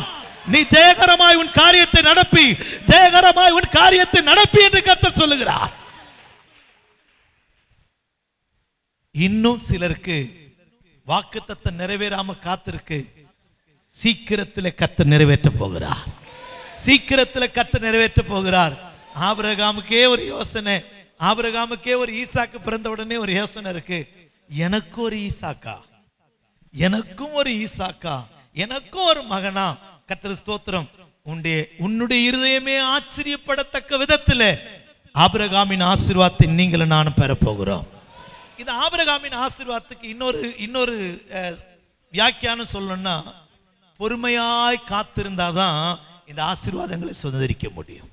நாளைக்கே வந்துடணும், இது இன்ஸ்டன்ட் ஃபுட் கிடையாது. எபிரேயர் நிருபத்தில் படிக்கிறோம், கர்த்தருக்கு ஸ்தோத்திரம் 6ஆம் அதிகாரத்திலே கர்த்தருக்கு ஸ்தோத்திரம் எபிரேயர் நிருபத்தில் வாசிக்கும் போது அந்த வாக்கு தத்தங்களை சுதந்திரிக்க அவன் என்ன செய்தானாம்? பொறுமையோட காத்திருந்தான், பொறுமையோட காத்திருந்தான். கர்த்தருடைய நாமத்திற்கு மகிமை உண்டாகட்டும். 6:11 நீங்கள் அசதியாயிராமல் வாக்குத்தத்தமான ஆசீர்வாதங்களை விசுவாசத்தினால் நீடிய பொறுமையினால் சுதந்திரித்துக் கொள்வதற்கு பின்பற்றுவர்களாய் இருந்து. ஆபிரகாம் வாக்குத்தத்தத்தை பெற்ற உடனே அவன் உடனே அடுத்த நாளே அடுத்த வாரமே அவனுக்கு கிடைக்கல. கர்த்தருக்கு ஸ்தோத்திரம், நீடிய பொறுமை உள்ளவனா இருந்தான். அந்த விசுவாசத்தினால ஆசீர்வாதத்தை பெற்றுக்கொள்வதற்கு, அந்த ஆசீர்வாதத்தை சுதந்திரித்துக் கொள்வதற்கு பொறுமையாய் காத்திருந்தான். உங்களுக்குள்ள எனக்குள்ள கர்த்தருக்கு ஸ்தோத்திரம் இவ்வளோ பொறுமையா இந்த 10வது மாசத்தினுடைய 21வது நாள் வரைக்கும் பொறுமையா காத்திருந்துட்டோம். கர்த்தர் சீக்கிரத்தில், அதி சீக்கிரத்தில் உனக்கும் எனக்கும் சொன்ன வாக்கு தத்தங்களை கர்த்தர் நிறைவேற்ற போகிறார். அல்லேலூயா. ஆபிரகாமின் ஆசீர்வாதங்கள் இந்த அடிமைக்கு கிடைத்ததையா. எத்தனை பேர் விசுவாசத்தோட சொல்லலாம்? எத்தனை பேர் சொல்லலாம் ஆசிக்கிறீங்க? ஒரு அல்லேலூயா சொல்லலாமா? அப்போஸ்தலர் நடவடிக்கைகளின் புஸ்தகத்தில் படிக்கும்போது ஆபிரகாமுக்கு ஒரு கைப்பிடி நிலங்கூட சொந்தமா இல்லாத போது, எவ்வளவு இடம்? ஒரு கைப்பிடி நிலங்கூட, ஒரு அடி நிலங்கூட அவனுக்கு சொந்தம் இல்லாத போது தேவன் அவனுக்கு வாக்குத்தத்தம் பண்ணினாராம். கர்த்தருக்கு ஸ்தோத்திரம். வாசிக்கலாமா? 7ஆம் அதிகாரத்தில் 5வது வசனம். இதிலே ஒரு அடி நிலத்தை ஆகிலும், ஒரு அடி நிலத்தை ஆகிலும் அவனுடைய கையாட்சிக்கு கொடாமல் இருக்கையில், அவனுடைய கையாட்சிக்கு கொடாமல் இருக்கையில், அவனுக்கு பிள்ளை இல்லாதிருக்கும் போது, பிள்ளை இல்லாதிருக்கும் போது உனக்கும் உனக்கும் உனக்கு பின்வரும் சந்ததிக்கும், உனக்கு பின்வரும் சந்ததிக்கும் இதை சுதந்திரமாக தருவேன் என்று அவனுக்கு வாக்குத்தத்தம் பண்ணினார். ஆபிரகாமின் ஆசீர்வாதத்தின் இன்னொரு ரகசியம் என்ன தெரியுமா? எனக்கு இப்ப தேவை ஆண்டவரே. ஆண்டவர் சொல்வாரு, உனக்கும் உன் சந்ததிக்கும் தருவேன், உனக்கும் உன் சந்ததிக்கும் தருவேன். நீங்க கேட்கிறது இப்போ டெம்பரரி நீட், தற்காலிக தேவை கேட்கிறீங்க. கர்த்தரோ நிரந்தரமாய் சந்ததி சந்ததியாய் உன்னை ஆசீர்வதிக்க காத்திருக்கிறார், உனக்கு ஆசீர்வாதத்தை தர காத்திருக்கிறார். கர்த்தருக்கு ஸ்தோத்திரம். நாம கேட்கிறோம், இப்ப எனக்கு பாதுகாப்பு வேணும், இப்ப எனக்கு வேணும். இப்ப எனக்கு யாருமே இல்லை. யாக்கோபுக்கும் அப்படிதான் சொன்னார். அவன் படுத்திருக்கிறான், எங்க போறது என்ன செய்யறது ஒன்றும் புரியல. ஆண்டவர் சொல்றார், நீ படுத்திருக்கிற பூமி உனக்கும் சந்ததிக்கும் தருவேன். இன்னைக்கு நான் எங்க போவேன்? திசை தெரியாதவனை போல திகைக்கிறேனே, எனக்கு எங்கே மார்க்கம்? எனக்கு ஒரு வழியும் பிறக்கலையே, எல்லாம் அடைக்கப்பட்டிருக்கிறேன் நீ நினைக்கலாம். உன்னோடு கூட பேசுகிற ஆவியானவர் ஆபிரகாமின் தேவன் அவர். உன்னோடு பேசுகிற கர்த்தர் ஆபிரகாமின் தேவன் அவர். ஒரு கை அடி நிலமாகிலும், ஒரு அடி நிலமாகிலும் அவனுக்கு சொந்தம் இல்லாதிருந்த போது, பிள்ளைகள் அவனுக்கு இல்லாதிருந்த போது, உனக்கும் உன் சந்ததிக்கும் தருவேன் என்று தூர தேசத்து தரிசனத்தை சொன்ன தேவன் உனக்குள்ள நிறைவேற்ற வல்லவராயிருக்கிறார். கர்த்தருக்கு ஸ்தோத்திரம். கிறிஸ்துவனுடையவர்களுக்கு ஆபிரகாமின் ஆசீர்வாதம் சொந்தம். கிறிஸ்துவனுடையவர்களுடைய பாடுகள், வேதனைகள், துக்கங்கள், கண்ணீர் தேவன் அறிந்தவராயிருக்கிறார். 3வது, கிறிஸ்துவனுடையவர்கள், கிறிஸ்துவுக்கு சொந்தமானவர்கள் மற்றவங்களுக்கு ஆசீர்வாதமா இருப்பாங்களாம். மார்க்கு சுவிசேஷம் 9ஆம் அதிகாரம், மார்க்கு சுவிசேஷம் 9ஆம் அதிகாரம் 41வது வசனம். நீங்கள் கிறிஸ்துவனுடையவர்கள் ஆனபடி, நீங்கள் கிறிஸ்துவனுடையவர்கள் ஆனபடினாலே என் நாமத்தின் நிமித்தம், என் நாமத்தின் நிமித்தம் உங்களுக்கு ஒரு கலசம் தண்ணீர் குடிக்க ஒரு கலசம் தண்ணீர் குடிக்க கொடுக்கிறவன் பலனை அடையாமற் போவதில்லை என்று மெய்யாகவே உங்களுக்கு சொல்லுகிறேன். உங்களுக்குள்ள இன்னைக்கு ஒரு விசுவாசம் பிறக்கட்டும், நான் கிறிஸ்துவனுடையவன். உங்களுக்கு யாராலும் ஒரு டம்ளர் தண்ணி கொடுத்தா கூட அந்த வீட்டுக்கு ஆசீர்வாதம் வரும் ஐயா. அப்படின்னா அர்த்தம் என்ன தெரியுமா? யாரெல்லாம் கிறிஸ்துவனுடையவர்களா இருக்கிறாங்களோ அவங்களை கொண்டு சபிக்கப்பட்டவர்களை நான் ஆசீர்வதிக்க போகிறேன். யாரெல்லாம், கர்த்தருக்கு ஸ்தோத்திரம், இந்த ஆராதனைக்கு பிறகு உங்க வாழ்க்கையில் ஒரு புதிய ஆசீர்வாதம் என்னன்னா, நீங்க எங்கெல்லாம் போறீங்களோ அங்கெல்லாம் உங்களை கொண்டு கர்த்தர் ஆசீர்வதிக்க போகிறார். உங்களை கொண்டு தேசத்தை ஆசீர்வதிக்க போகிறார். உங்களை கொண்டு பாழான ஸ்தலங்களை கர்த்தர் கட்ட போகிறார். உங்களை கொண்டு கர்த்தர் நன்மைகளை அநேகருக்கு வரவழைக்க போகிறார். எனக்கு ரொம்ப பிடித்தது என்னன்னா, ஆபிரகாம் அபிமெலேக்குக்காக ஜெபித்தான். ஆண்டவர் சொல்றாரு, நீ அபிமெலேக்குக்காக ஜெபம் பண்ணு. யாருக்காக ஜெபம் பண்ணு? இந்த அபிமெலேக்கின் தேசத்தில் ஒரு சின்ன பிரச்சனை என்ன தெரியுமா? பெரிய சாபம் என்ன தெரியுமா? அந்த ஊர்ல கல்யாணம் நடக்கும், யாருக்குமே குழந்தை பிறக்காது. வாசிக்கலாமா? ஆதியாகமம் 20ஆம் அதிகாரம் 18வது வசனம். ஆபிரகாம் தேவனை நோக்கி வேண்டிக் கொண்டான். அப்பொழுது தேவன் அபிமெலேக்கையும் அவன் மனைவியையும் அவன் வேலைக்காரியையும் குணமாக்கி பிள்ளை பெறும்படி அனுக்கிரகம் பண்ணினான். இப்ப எனக்கு ஒரு கேள்வி.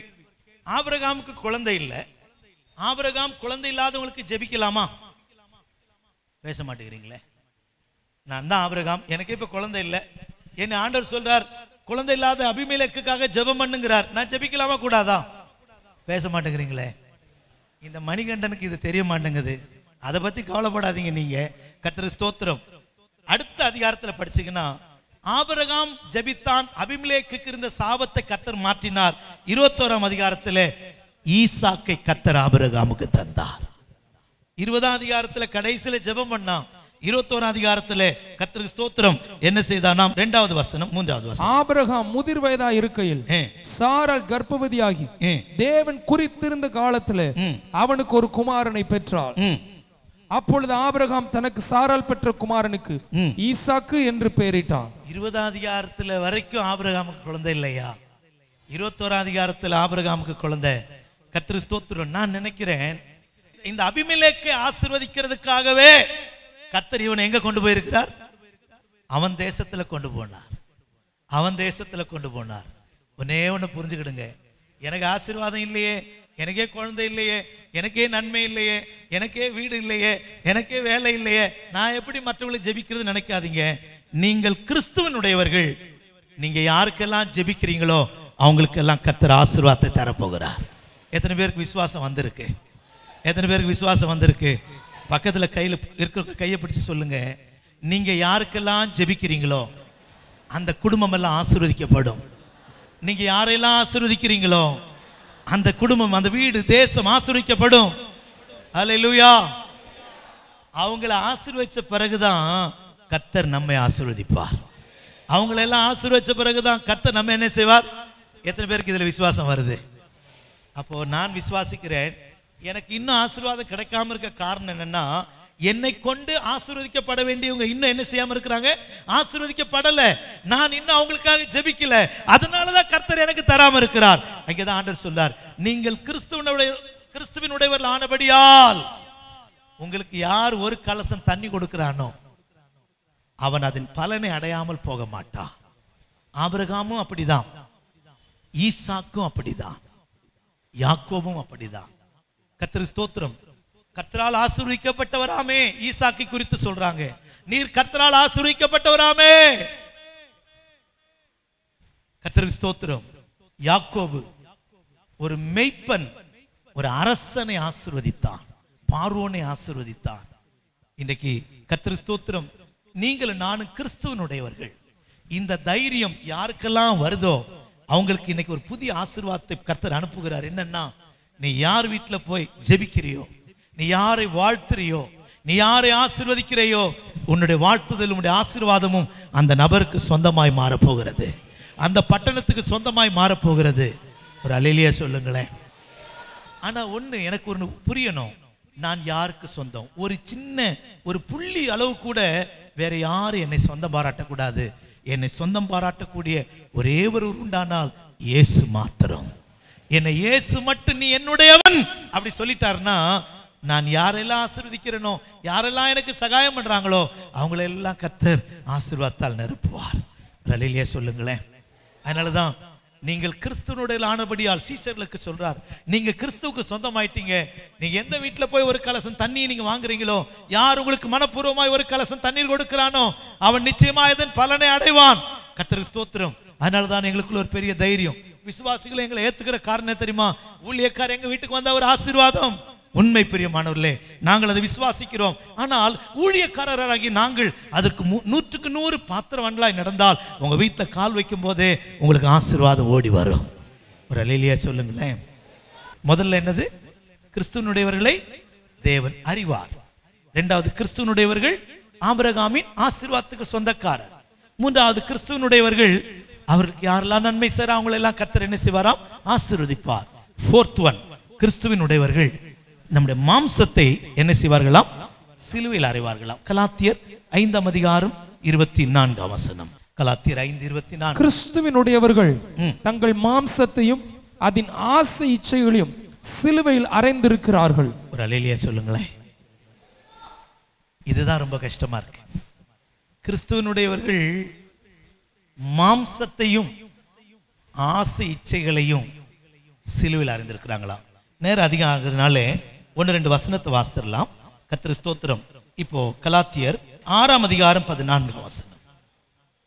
நானும் நம்முடைய கர்த்தராகிய இயேசு கிறிஸ்துவின் சிலுவை குறித்து அல்லாமல் வேறொன்றையும் குறித்து மேன்மை பாராட்டாதிருப்பேனாக.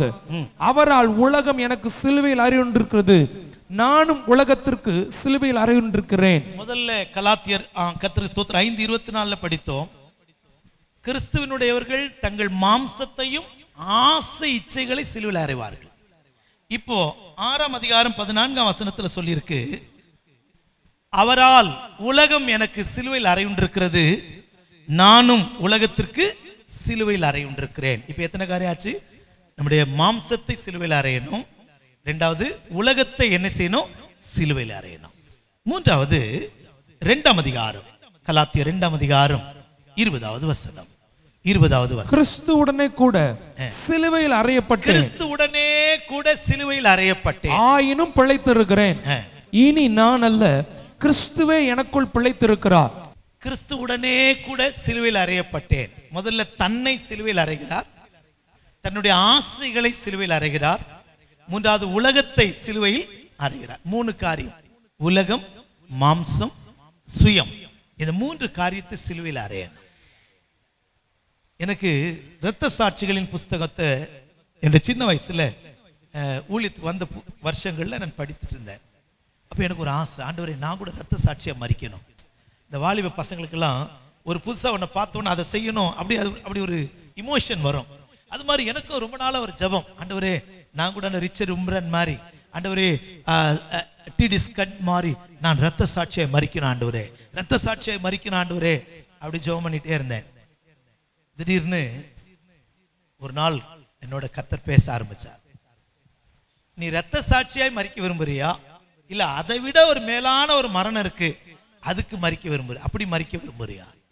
ஆண்டவரே அதை விட ஒரு மேலான மரணம் இருக்குன்னா நான் அதற்கு என்ன ஒப்பு கொடுக்கிறேன். இரத்த சாட்சிங்கிறது ஒரே நாள் மரணம், ஒரு ஆளை ஹேங்கிங் பண்ற மாதிரி, இல்ல சுட்டு கொள்றது மாதிரி. ஆனா அதை விட ரொம்ப கஷ்டமான ஒரு மரணம் இருக்கு தெரியுமா? அனுதினம் சாகிறேன். Daily I die daily. தினமும் சாகணும். எப்படி சாகணுமா? சொல்ல மாட்டேங்கிறீங்களே. இதுதான் கிறிஸ்தவ ஜீவியம். பவுல் சொல்றார், அனுதினமும் சாகிறேன். அதான் கஷ்டம் ஐயா. நமக்கு ஆசை இல்லாத மனுஷனே கிடையாது. இப்ப தீபாவளி, கிறிஸ்துமஸ்லாம் வருது, கடையில போர்டு போட்டிருப்பான், நியூ அரைவல், புதுசா இப்பதான் வந்திருக்கு. ஐயா மாதிரிலாம் பாவம் பர்ஸ் எல்லாம் யோசிக்க வேண்டியதா இருக்கு. பர்ஸ் வேண்டாங்கிறாங்க, இப்போ கார்டு மட்டும் கொடுத்துருங்கிறாங்க. நாங்க போய் என்ன செய்யறோம்? ஒரு ஸ்வைப் பண்ணிட்டு எடுத்துட்டு வந்துடுறோம்.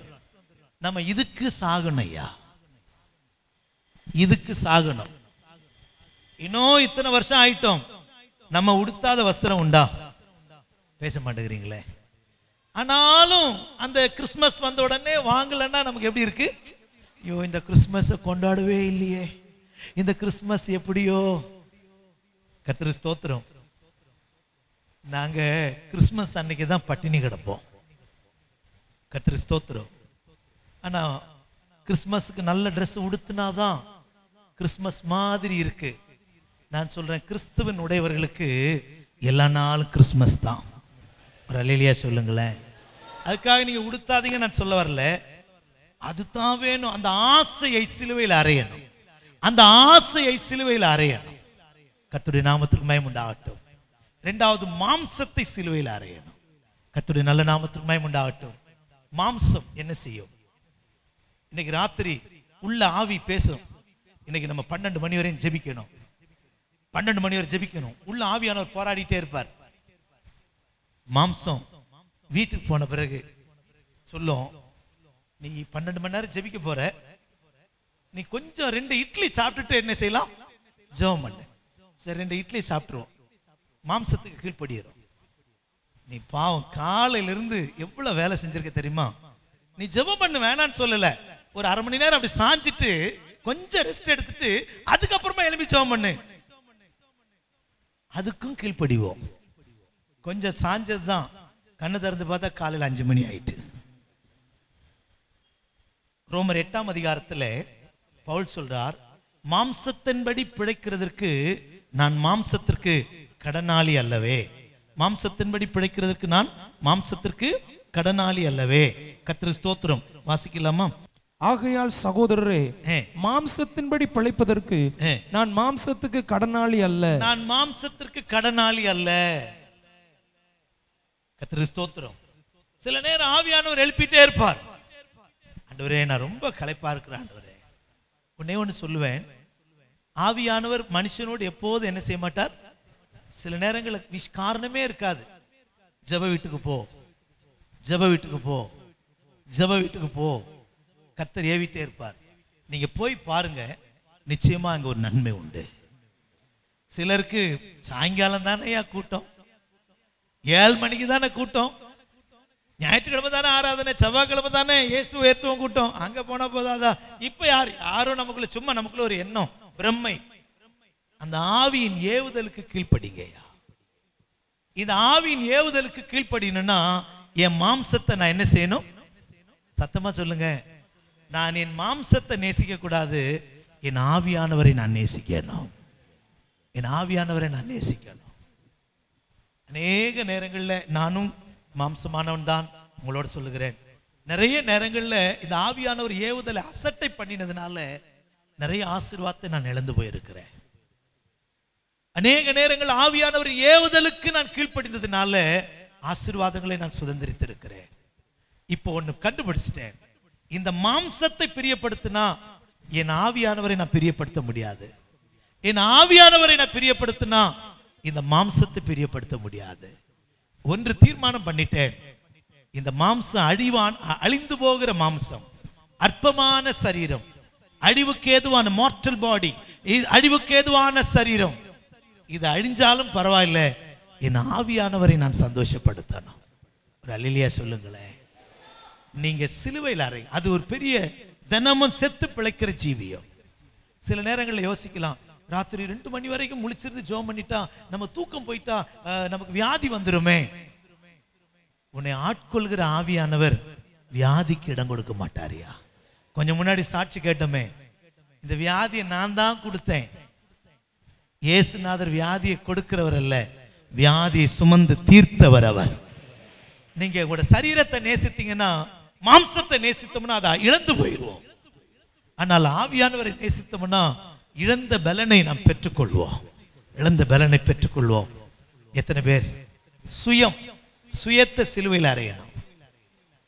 போன வாரத்தில் ஒரு அருமையான சம்பவம் நடந்துச்சு.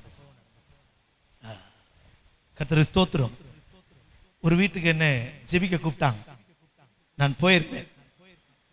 போனவங்க சங்ககிரியில், ஈரோடு பக்கம் சங்ககிரியில், பாஸ்டர் இவ்வளோ வருஷத்துக்கு பிறகு உங்களை நாங்கள் பார்க்குறோம், எங்கள் வீட்டில் சாப்பிட்டுட்டு தான் போனேன். நான் சொன்னேன், நான் சாப்பிட்டெல்லாம் முடிச்சுட்டேன், இனி என்னால் சாப்பிட இயலாது, எனக்கு வேண்டாம்.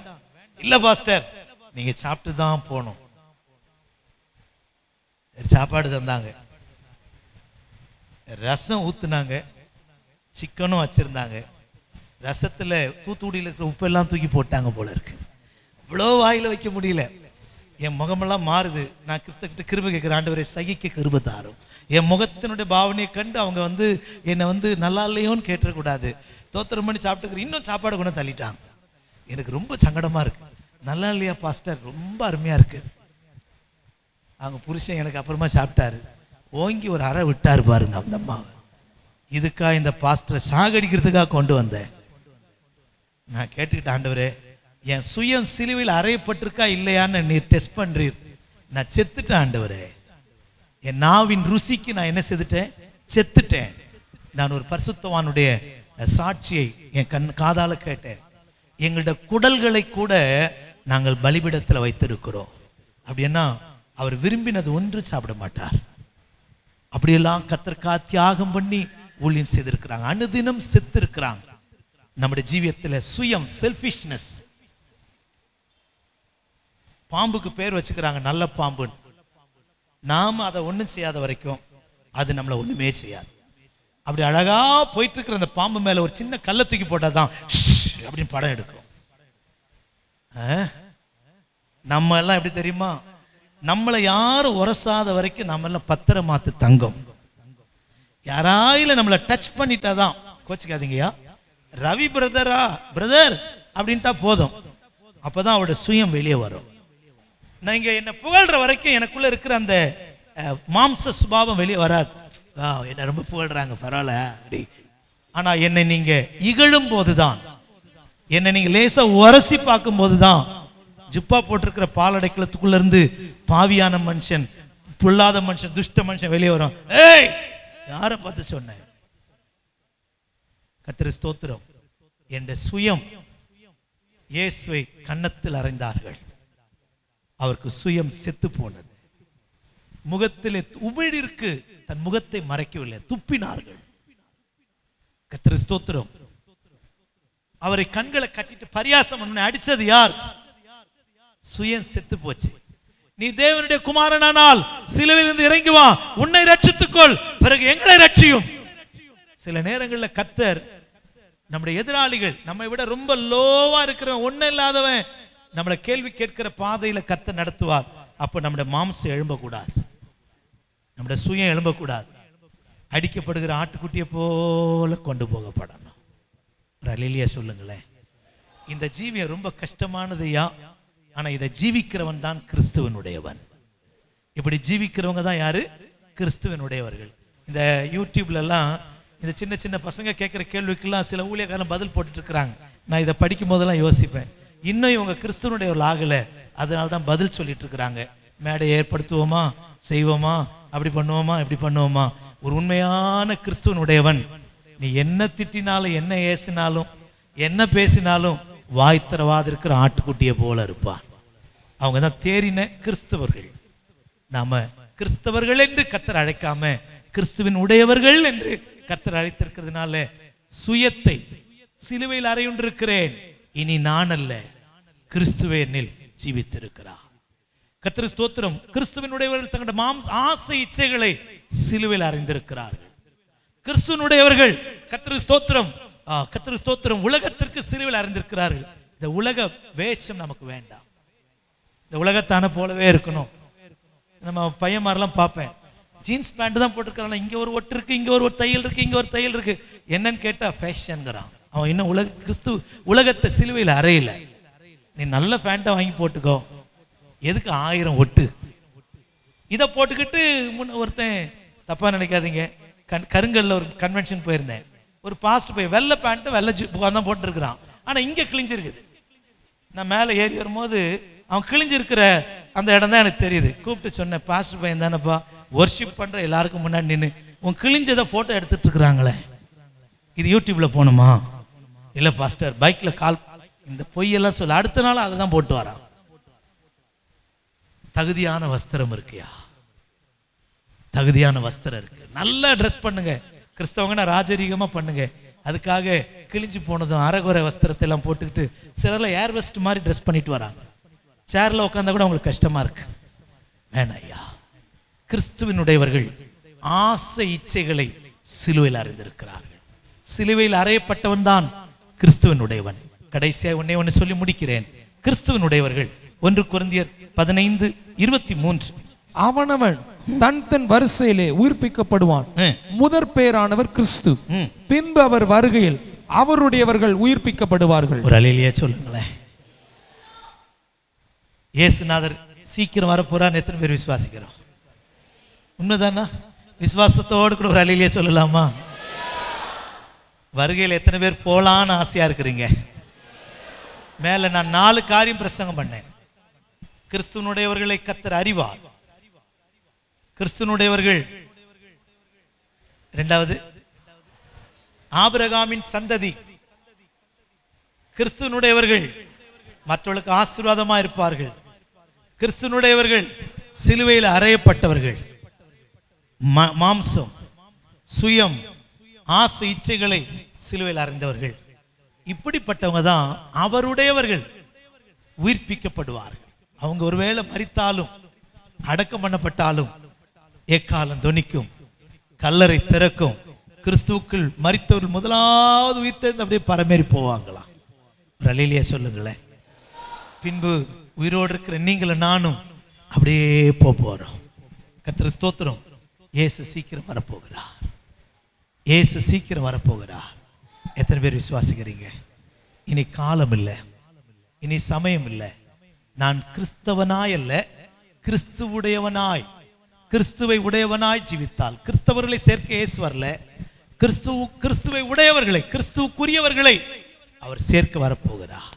நீங்களும் நானும் கிறிஸ்துவுக்குரியவர்களாய், கிறிஸ்துவுக்கு சொந்தமானவர்களாய் இருந்தால், மல்கியாவிலே படிக்கிறோம், யாத்ராகமத்தில் படிக்கிறோம், என் சம்பத்தை நான் சேர்க்கும் நாளிலே அவர்கள் என்னுடையவர்களாய் இருப்பார்கள். அந்த ஒரே வசனம் படிச்சிடலாமா? மல்கியா 3ஆம் அதிகாரத்திலே 17ஆம் வசனமா இருக்கும் நினைக்கிறேன். என் சம்பத்தை நான் சேர்க்கும் நாளிலே அவர்கள் என்னுடையவர்களாய் இருப்பார்கள் என்று சேனைகளின் கர்த்தர் சொல்லுகிறார். கர்த்தர் ஸ்தோத்திரம். சம்பத்து இங்கிலீஷ்ல படிச்சீங்கன்னா மை ஜுவல்ஸ், மை ஜுவல். கர்த்தர் ஸ்தோத்திரம். நீயும் நானும் அவருடைய சம்பத்து, நீங்களும் நானும் கர்த்தருடைய சம்பத்து. கர்த்தர் ஸ்தோத்திரம். யாத்ராகமம் 34ஆம் அதிகாரம் 19ஆம் வசனத்திலே இன்னொரு வசனம் கூட படிச்சிடலாம். யாத்ராகமம் 34:19. கற்பம் திறந்து பிறக்கிற யாவும், உன் ஆடு மான்கள் தலையிற்றான ஆண்கள் யாவும் என்னுடையவைகள், என்னுடையவைகள், என்னுடையவைகள். முதற் பலன்கள் இயேசுனுடையது. கர்த்தர் ஸ்தோத்திரம்.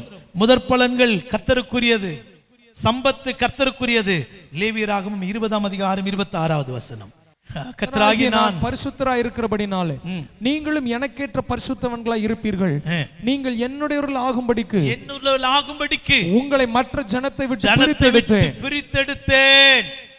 யாத்ராகமம் 19ஆம் அதிகாரத்திலே என்னுடைய பொக்கிஷம், என்னுடைய சொத்து, சுதந்திரம் என்று கர்த்தர் சொல்லுகிறார். எனக்கு அருமையானவர்களே, நீங்கள் தான் அந்த சொந்தம். கர்த்தர் விலையேற பெற்ற பொக்கிஷமாயிருக்கிற உன்னையும் என்னையும் சேர்க்க இயேசு சீக்கிரம் வரப்போகிறார். அவர் வரும்போது நீங்களும் நானும் அவருடையவர்களா இருந்தால், நீங்களும் நானும் அவருடையவர்களா இருந்தால், அவர் என்னுடையது என்று உங்களை என்னை பார்த்து சொல்வார். ஆனால் அவருடையவர்கள் கிறிஸ்துவுக்குள்ள மரித்தாலும் முதலாவது உயிர்த்தெழுவார்களாம். நமக்கு இருக்கிற ஒரே ஒரு நம்பிக்கை, இயேசுவின் வருகையில் எடுத்துக்கொள்ளப்படணும். எத்தனை பேர் ஆமேன் சொல்ல போகிறோம்? மேகம் மீதில் தூதரோடிதோ, மேகம் மீதில் தூதரோடிதோ, இதோ மேகம் மீதில் தூதரோடிதோ, இதோ மேசையா கிறிஸ்தேசையா எனதாசை நேசையா, மேசையா கிறிஸ்தேசையா எனதாசை நேசையா. வாரார் வாரா மகிழ் கம்பீரமா, வாரார் வாரா மகிழ் கம்பீரமா. தேகத்தோடு போனவர் இவர், இவர் தேகத்தோடு போனவர் இவர், இவர் திரும்பவும் 10,000 பரிசுத்தர் சூழ்ந்திட, திரும்பவும் 10,000 பரிசுத்தர் சூழ்ந்திட. சீக்கிரம் வாரா ஜகத்தை நோக்கியே, சீக்கிரம் வாரா ஜகத்தை நோக்கியே. மேகம் மீதில் தூதரோடிதோ, இதோ மேகம் மீதில் தூதரோடிதோ, இதோ மேசையா கிறிஸ்தேசையா எனதாசை நேசையா, மேசையா கிறிஸ்தேசையா எனதாசை நேசையா. வாரார் வாரா மா கம்பீரமா, வாரார் வாரா மா கம்பீரமா. ஆரவாரம் கேட்குதே அதோ, அதோ ஆரவாரம் கேட்குதே அதோ, அதோ ஆட்டுக்குட்டியின் பாட்டு காலம் அதில் தொழிக்குதே, ஆட்டுக்குட்டியின் பாட்டு காலம் அதில் தொழிக்குதே. அல்லேலூயா வெண்ணார் பறிப்போமே, அல்லேலூயா வெண்ணார் பறிப்போமே. அவருடையவர்கள் உயிர்ப்பிக்கப்படுவார்களா? கர்த்தருக்கு ஸ்தோத்திரம். எனக்கு அருமையானவர்களே, கிறிஸ்தவர்களாய் அல்ல, இந்த அப்போஸ்தல அக்கினி ஐக்கியத்தில் இருக்கிற சின்ன பிள்ளைகளிலிருந்து பெரியவர்கள் வரைக்கும் we are Christian. அது அல்ல, நாங்கள் கிறிஸ்தவர்கள் அல்ல. we are belongs to the Lord. we are belongs to the Lord Jesus Christ. கர்த்தர் ஸ்தோத்திரம். we are mine. Jesus is mine. இயேசு என்னுடையவர். இயேசு நம்மளை பார்த்து சொல்லணும், you are mine. நீங்கள் என்னுடையவர்கள், நீங்கள் என்னுடையவர்கள். நாம் அவருடையவர்களாயிருந்தால் மரணமோ இல்லாவிட்டால் வருகையோ எது சந்தித்தாலும் அவரை சந்திக்க நாம் ஆயத்தப்படுவோம். கர்த்தர் நம்மை ஆசீர்வதிப்பாராக. ஜெபம் ஜெபம் துதி துதி ஆராதனை ஆராதனை புதுப்பாடல் புதுப்பாடல் யுத்தம் யுத்தம் எழுப்புதல் எழுப்புதல் உத்தரவாதம் உத்தரவாதம் ஐக்கியம் ஐக்கியம் ஐக்கியம். நம் சபை நிகழ்வுகள். கிருபையில் களிகூறுவோம். திங்கள் முதல் சனிக்கிழமை வரை காலை 5:30 மணி முதல் 6:30 மணி வரை. முழங்கால் யுத்தம். திங்கள் முதல் வெள்ளிக்கிழமை வரை காலை 10 மணி முதல் 12 மணி வரை. வாலிப பெண்கள் கூடுகை 2ஆம் சனிக்கிழமை மாலை 5:30 மணி முதல் இரவு 7:30 மணி வரை. பெண்கள் ஐக்கியம் 4ஆம் சனிக்கிழமை காலை 10 மணி முதல் மதியம் 1 மணி வரை. A cry for revival. எழுப்புதலில் எம் கண்ணீர் துளிகள். தினமும் மாலை 6:30 மணி முதல் இரவு 8:30 மணி வரை. நானும் என் வீட்டாரும் குடும்ப ஆசீர்வாத கூடுகை செவ்வாய்க்கிழமை தோறும் மாலை 7 மணி முதல் இரவு 8:30 மணி வரை. யாக்கோபின் யுத்தம் ஆண்கள் ஐக்கியம் புதன்கிழமை தோறும் இரவு 10 மணிக்கு. தீமோத்தேயு வாலிப ஐக்கியம் 2வது சனிக்கிழமை மாலை 5:30 மணி முதல் 7:30 மணி வரை. வேத பாட கூடுகை புதன்கிழமை தோறும் மாலை 7 மணிக்கு. பெருமீச்சு இரவு ஜெபம் 2ஆம் வெள்ளிக்கிழமை இரவு 10 மணிக்கு. எக்காலம் 12 மணி நேர துதி ஆராதனை தினமும் காலை 7 மணி முதல் இரவு 7 மணி வரை.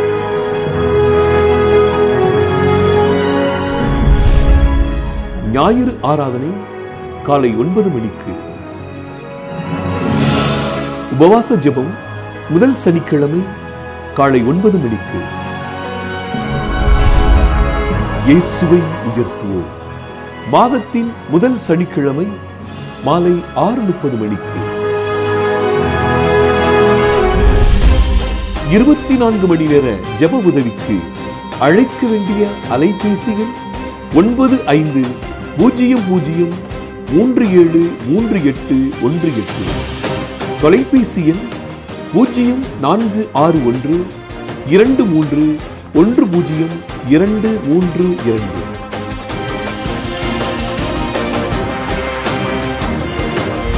சும்மா இரு, புறப்படு, பிளந்து விடு.